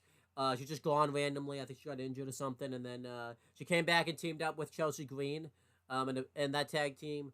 It got good eventually, but it was just very random and thrown together. And then, I'm gonna put her in average. I feel like she just hasn't really shown much in her WWE career. Yeah, I agree too. With average, she hasn't shown much, like at all. Then we have Raquel Rodriguez. She's been with WWE for a while. She was brought in. She was part of the first Mae Young Classic. I think she looked okay in the tournament. It's been a long time since I've seen it. And then doing like the house show loop, she was like teaming up with Rhea Ripley before they both got big, which is kind of ironic. And then Raquel eventually became Dakota Kai's bodyguard, and they were really good act together. And then they won the first ever women's Dusty Rhodes Tag Team Classic, and then they were like the first ever NXT Women's Tag Team Champions for like a half hour, I think. I don't think it lasted very long. And then it didn't. Then she won the belt, which was awesome. And then she had a pretty good NXT Women's title run. She was kind of like the last great NXT Women's Champion until Becky won the belt, I think. That's a long time because that was 2021 and Becky won the belt in 2023. Just want to point that into perspective. And then she got called up to the main roster. She didn't do all that much in the beginning. She was kind of in that Vince Triple H like transition. So I don't know what Vince had planned for her, but then she was like the first women's tag champ with Aaliyah when they came over, but that lasted very quickly. And then her big gimmick was she would just team up with a new person. Like I think it was Shotzi at one time, and then it was like Liv Morgan. I think it's changed like 4 times, which is pretty funny. I think she finally started hitting a stride, like doing that Rhea Ripley feud she had last year for the Women's World Title. She looked pretty good in that feud. and then um, unfortunately, right when she kind of right at a peak, she had like a really bad illness that caused her to have to be off TV, and it still affected her. She was able to come back, but then it flared up again, and she's gone again. I'll still put her in the good category, though. I think she's done enough to earn the good category. I agree. Good category. She's been really good. Um, then we have Rhea Ripley. She's had a great run in WWE ever since she signed, pretty much. Well, except her early one. We want to talk about that. The first Mae Young Classic one, which is in the game, which is pretty funny. But then, the second Mae Young Classic one, she transformed into the Rhea Ripley that she wanted to be. And she made it to, like, the semifinals, which was awesome. And then she's basically done everything you can in the WWE. She was the first ever NXT UK Women's Champion. And then, she had a really good run there. And then, right when she lost the belt, pretty much, she went to NXT. She dethroned Shayna Baszler for the NXT Women's title. Her NXT Women's title wasn't as good because, like, the pandemic hit, like, during her reign, and she had to drop the title because her visa expired. So, it kind of sucked. Had a good run in NXT, though. She got called up. She immediately won the Raw Women's Championship from Asuka. She had a pretty good run with the Raw Women's title. And then she teamed up with Nikki ASH and had a weird women's tag title run. And then she's been like the final two in the Royal Rumble matches and the final two in the Elimination Chamber. And then she was doing good on the main roster, but you could kind of tell that Vince really didn't understand how to book her. But she wasn't being used badly. It's just kind of misunderstandings. So then she finally turned heel. She joined up with Judgment Day, like toward the end of Edge's run in Judgment Day, and then we kind of talked about that. She really broke out in Judgment Day, which was really unfortunate at first because like she got that really bad brain injury, so she couldn't really do much in the beginning, and then once she was able to come back, she really kicked her career into high ground. She had a really good performance in the Women's War Game match, and then she had a really great performance as in the Rumble. She won the Rumble. She won the SmackDown Women's title, which eventually turned into the Women's World title, and she held that title, just ran through the roster up until she got injured recently. I think she goes into Hall of Fame. I think she's been putting in some like great work in WWE and everything like that. Where'd you put Rhea Ripley? 100% belongs to the Hall of Fame. 100%. Her career. She was on a insane run that was ruined because of a arm injury. Yeah. So that sucks. And then we have Ricochet. I think Ricochet's been good. Obviously he was big in the Indies. He did all the flippy shit, and it brought him to WWE. And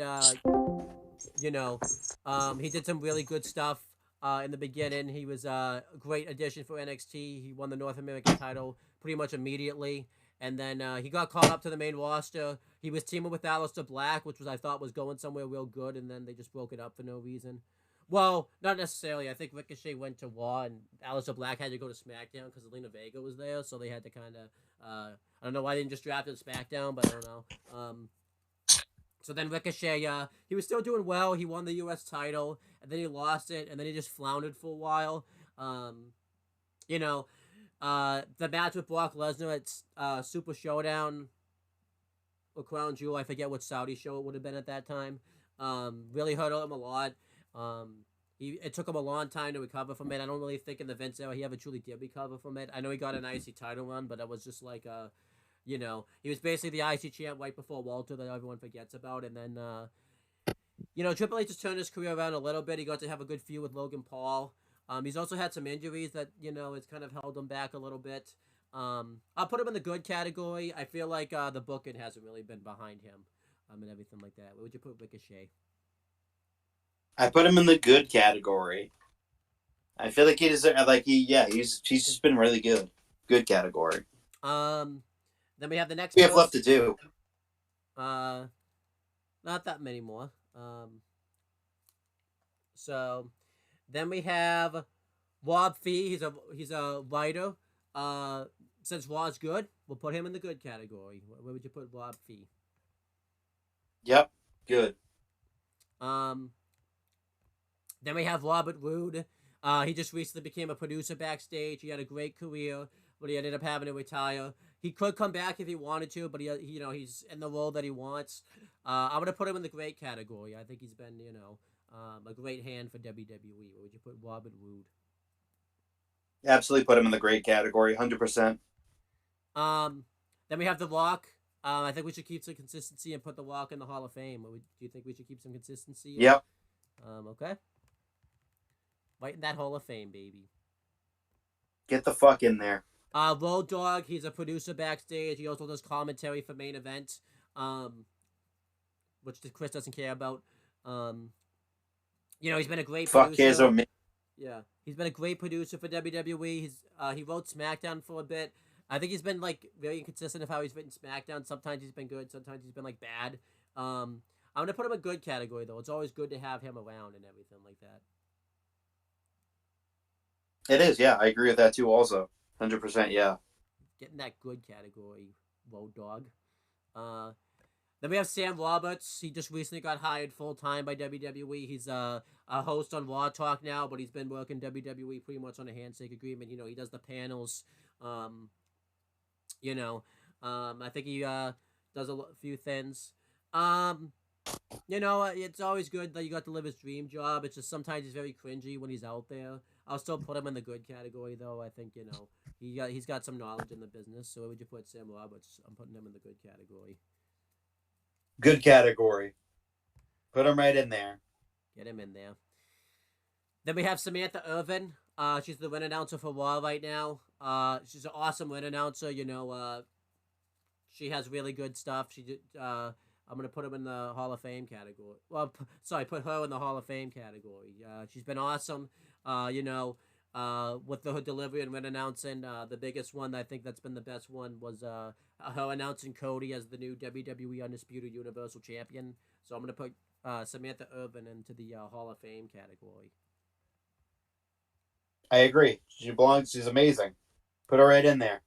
Um, then we have Sami Zayn, underdog from the underground. He's been great in WWE.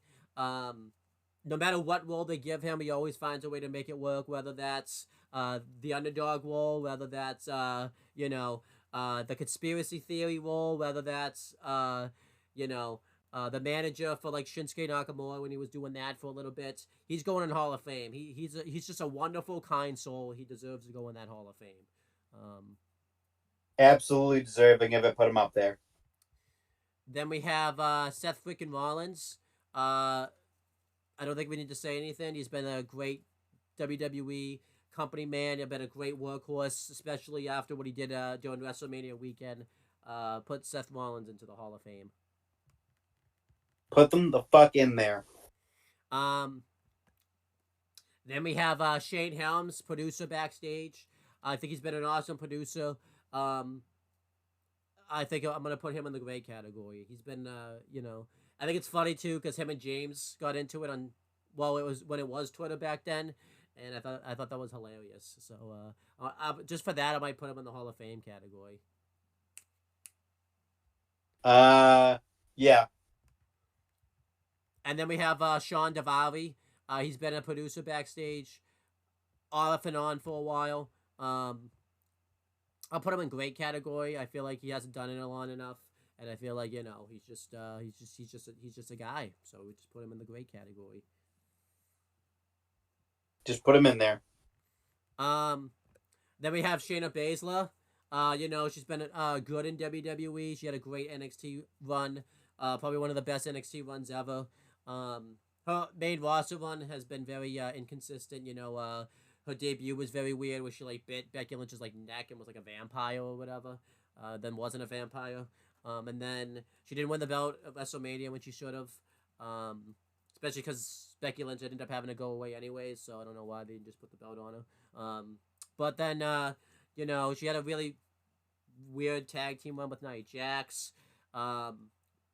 She just kind of stagnated for a while. She teamed up with Wanda, which was bad because of Wanda. And then she had that bad fight, like MMA rules match at SummerSlam. She's been good. She's been putting in good performances lately. She just hasn't been booked consistently enough. But I think she's done enough to get her into that good category. Where would you put Shayna Baszler? Absolutely good category. Love it. And Good category. She's been so. yeah. I don't know if you can tell. I'm just gonna fire away right through these and just talk about them. So, then we have Shinsuke Nakamura. I think he's been awesome ever since he's come to WWE. You know, he had a great NXT run with some fantastic matches.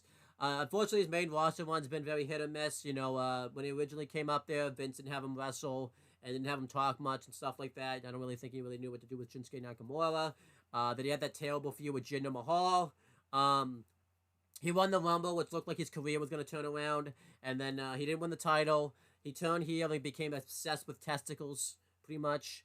And That then, was a testicle man. yeah, and then, you know, he would always win the mid card title, whether that was US or IC title, and just never defend it, and just you'd forget he was even the champion most of the time. He did turn babyface again, but then it didn't really do anything for his career.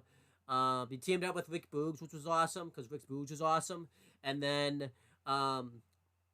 it looked like he was going to get into a feud with Roman Reigns. That never happened. Just didn't happen. And then when Triple H took over, his career has turned around a little bit. You know, he was starting to be booked better, but then he went away for a while to have the match with Great Muta. He just didn't come back for a while. And then he turned heel when he came back, which was awesome. I think his heel run's been wonderful. The only thing that sucks is he just hasn't been winning, really. He's been kind of losing a lot of matches and losing all of his feuds. I kind of hope that can turn around. I'm going to put him in the great category. I think he's a great man, and he's been a great heel. Great category. Get him in there. Then we have Sonya Deville. She's been good in WWE. You know, obviously she was brought in Tough Enough in 2015. I think she's like the last member of Tough Enough that stayed in the company ever since it was a thing. And then she teamed up with Mandy Rose for a while, and that was okay. And then they had that awesome feud in 2020. Then she had to go away for a while because you know, someone stalked her house and well, not stalked her. I mean, it's not like they were stalking her house. I don't know how you stalk somebody's house. That's weird. It doesn't go anywhere. So, and then, you know, when she came back, she was just randomly an official, which was never explained. And then she just wasn't an official anymore. And then, she teamed up with Chelsea Green, you know, because she was the replacement for Carmella, because it was supposed to be Carmella and Chelsea Green teaming up, but then Carmella got pregnant, so they had to get Sonya Deville in there.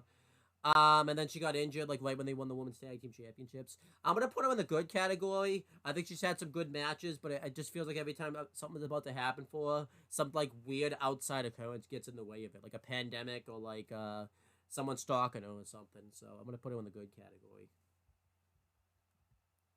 Yeah, good category. I think she's due to. I think she's probably due to come back soon because it's been a few months now.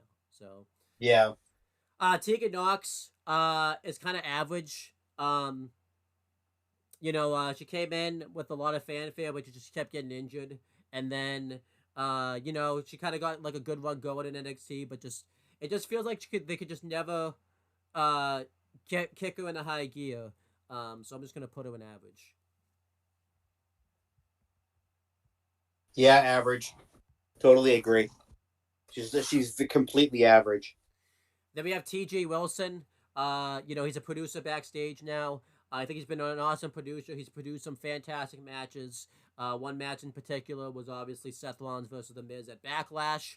Because I noticed that's the only match like he produced, and that was like the best match of the whole show. So I'm gonna put him in Hall of Fame. I've always been a big T.J. Wilson fan, whether he was wrestling or not. So he's awesome. I'm putting him in Hall of Fame.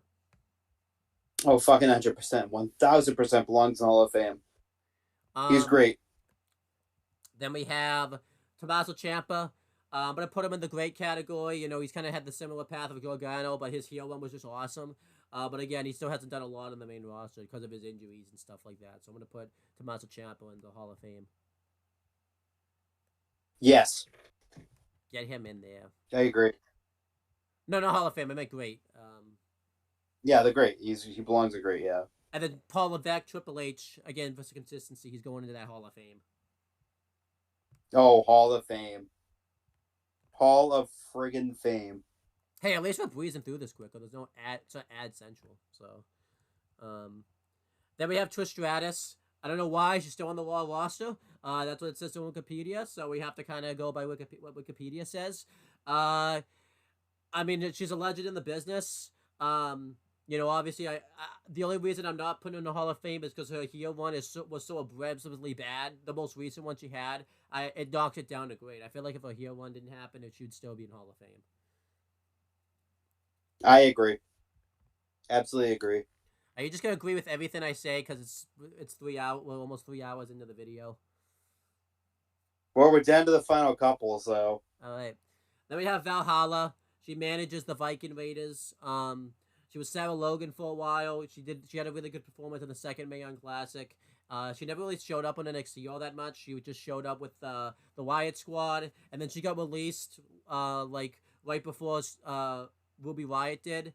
But then she got pregnant. And then she did that for a while, did the mom thing, and then she came back in like 2022, and yeah, the biggest thing that she has going for her is that Michael Cole loves her antlers, so that's awesome. Um, that's great. I'm gonna put her I think into. she's completely average though.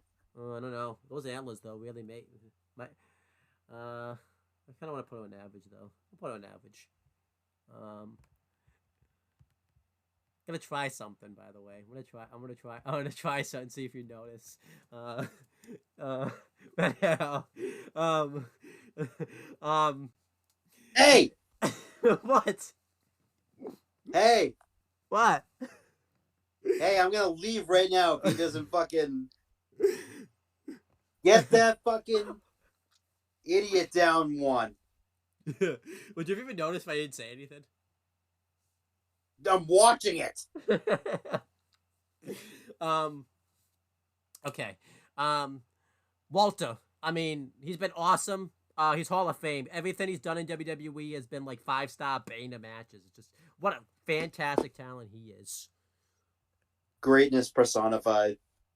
Really put prestige to the Intercontinental title, and he was probably going to be gone within like 2 weeks of winning it. So, What do you mean gone? like released after fucking 2 weeks. Oh, I mean, you mean when Vince held it? I was like, Yeah, I because he was gonna have it for a few weeks, and then he was gonna lose in embarrassing fashion. And then I think he was gonna be out the door after that. yeah, he'd probably be in AEW right now, floundering. So, um, then we have Xavier Woods. I love Xavier Woods. Obviously he's had a tremendous wrestling career as Consequences Creed in TNA before then and everything like that. Well, I shouldn't say it was tremendous. I mean, like his career overall has been tremendous. Obviously, he didn't really do that anything like all that significant as Consequences Creed. And then like he came to WWE. He was still kind of like struggling. If you remember, like the first match he has, like the first NXT arrival, he just gets like laid out by Rusev and just gets jobbed out. He had this like weird storyline where like he stole like Brodus Clay's like Funkadactyls or whatever, and then like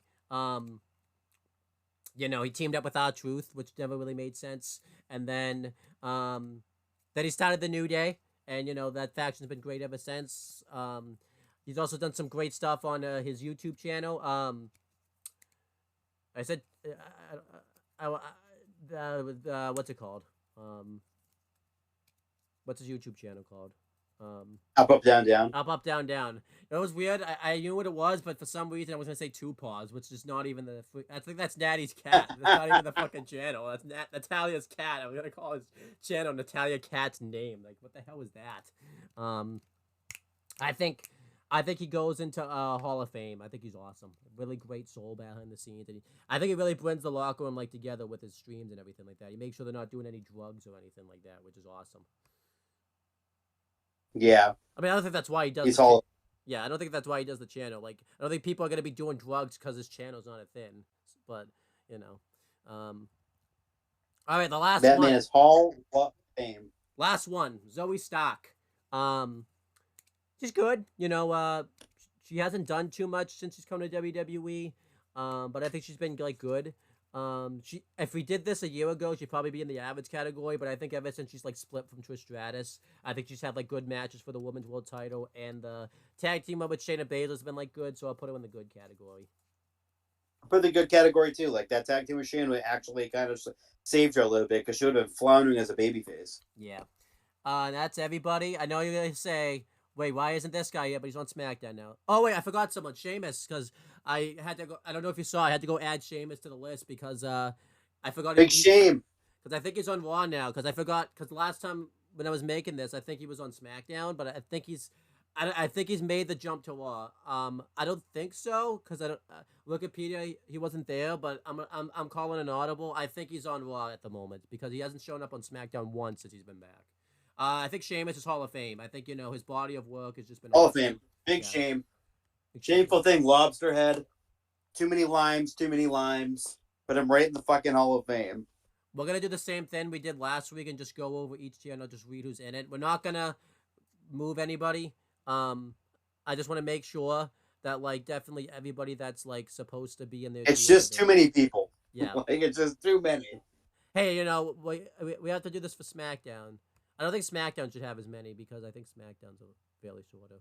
Um, I mean, this video would be 2 hours, but someone got into like a obsession with CM Punk out of nowhere. So, Hey, just saying. hey, But hey.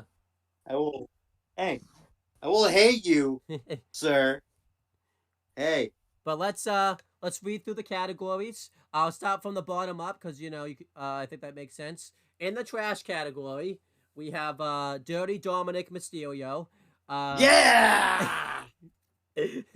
Katana Chance, Caden Carter, and Nia Jax. Do you agree with all of that? So we each have one of them in the trash. We do. That's unanimous.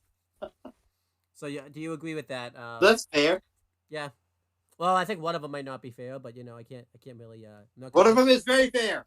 I don't think I'm gonna win It's the that. first one, the only guy that's in there. It's fair. um.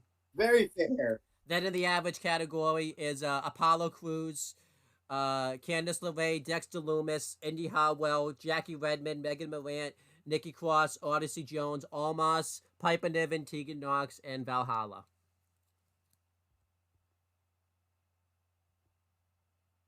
Do you agree with that?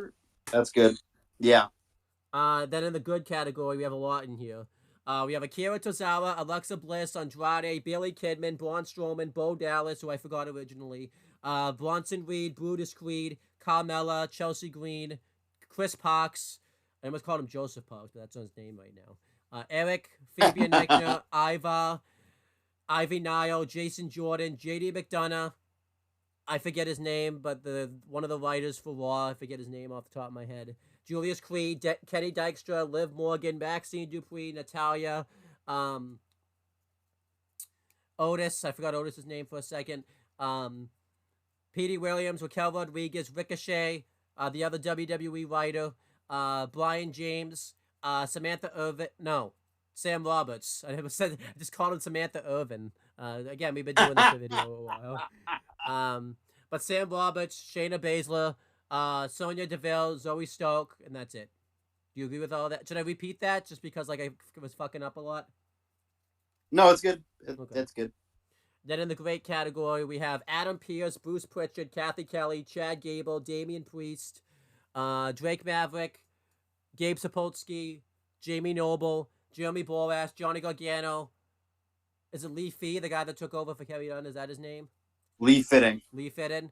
Marcel Bartel, MVP, Robert Roode, Petey Williams, Shinsuke Nakamura, Tommaso Ciampa, Trish Stratus. I think that's at least the 20th time you asked me who that is. I'm probably gonna ask. Last month. You're gonna be asking you again too, right? Like, You're gonna ask me again, like when we do SmackDown on Friday. Yeah, because it'll be on the SmackDown tier list. But do you agree with everyone that's in the great category? Yeah. Okay. Then we have the Hall of Fame. We have Becky Lynch, Big E, Brock Lesnar, CM Punk, Drew McIntyre, Finn Balor, Jey Uso, John Cena, Kofi Kingston, Luke. I almost said Luke Paul, not Logan Paul. The unknown brother, Luke Paul. No, but Logan Paul, Michael Cole, Michael P.S. Hayes, Molly Holly, The Miz, R-Truth, Pat McAfee, Rhea Ripley, The Rock, Samantha Irvin, Sami Zayn, Seth freaking Rollins, Shane Helms, T.J. Wilson, Paul Triple H Levesque, Walter. I almost did it because the video's been so long. Ooh. Xavier Woods and Sheamus. Do you agree with all of that? Yes, Okay. absolutely. Yes, I Uh, agree with that. There's a lot of mics in that one. yeah. Um. The mics dominated it. Yeah. Um. I'm glad that Friday is gonna be the last one. So. Um. Yeah, because I'm gonna get burnt out of tier lists already. Yeah, we probably shouldn't do one until like the NXT Takeover one. But yeah, Yeah. that's pretty much it, guys. I'll stop sharing and go over here. Um, is there anything you want to plug or promote before we end this off? We're doing a tier list on Friday. Don't know when it's gonna be uploaded. Probably sometime next week. Watch our channel update video to know what's going on. Brand Supremacy. We just filmed an episode of Brand Supremacy last night. Yeah. Whenever that's out, watch it. We had a lot of fun doing it this week. John wasn't with us, but hopefully you can be there next week. I won't be on there next week. Well, yes, you when we will. film You will it. be there next. You will be there next week. Well, for like a minute, but like in terms of actual booking my show, I'm not going to be there to book my show, so I'm kind of terrified. But yeah, tune in whenever those are uploaded, or tune into our fucking new Twitch channel, whatever the hell it is, because I forget it already. Birdman 106. Birdman 106. We just start plugging that. Yeah. Birdman 106 on Twitch. We should like make sure to follow it because we go live there every week on either Tuesday or Wednesday at 8:30 to do Brand Supremacy. So please tune in. We really appreciate you guys if you would do that. Yeah, I would like that. We definitely next time I come over, I should put because one thing that sucks is Twitch isn't PS PlayStation like compatible, so I'll have to bring my system, and we should like do like some fun Twitch matches and all that type of stuff. Yeah, I just have to get like a new. I have to get an Xbox One controller because I don't have another one. So I had another. Yeah, one. yeah. It's got beat up a lot. So but anyhow, yeah. So that's the stuff I'm gonna plug. Yeah, check out all that stuff that Chris just mentioned. Check out on the Talkinator. My cousin and I are reviewing Yellow Jackets. Well, it's AJ. Now you know. I feel like you figured that out that it was AJ that was reviewing Yellow Jackets. Probably the second you saw him on video. Yeah, I kind of feel bad for him because we can't review the next episode. He's already watched it, so he's probably being tortured right now. I can't even watch the next episode. And then we're gonna do some stuff on that channel next week. I just realized we're not doing it. Another tier list we're doing. Every Backlash main event that's ever happened. That one should be a pretty quick tier list because it's only main events. We're not doing the rosters. Yeah, there's no like. It shouldn't take us that. It should take us like maybe 2 hours. Yeah, but yeah. So check that one out when that goes up. I don't know when we're actually gonna film the video. It all just depends on time. We also have to watch every Backlash main event, so we have to wait and see. But yeah, that's pretty much it, guys. Thank you guys for watching. Since this will be recorded in the past, we will talk to you guys in the future.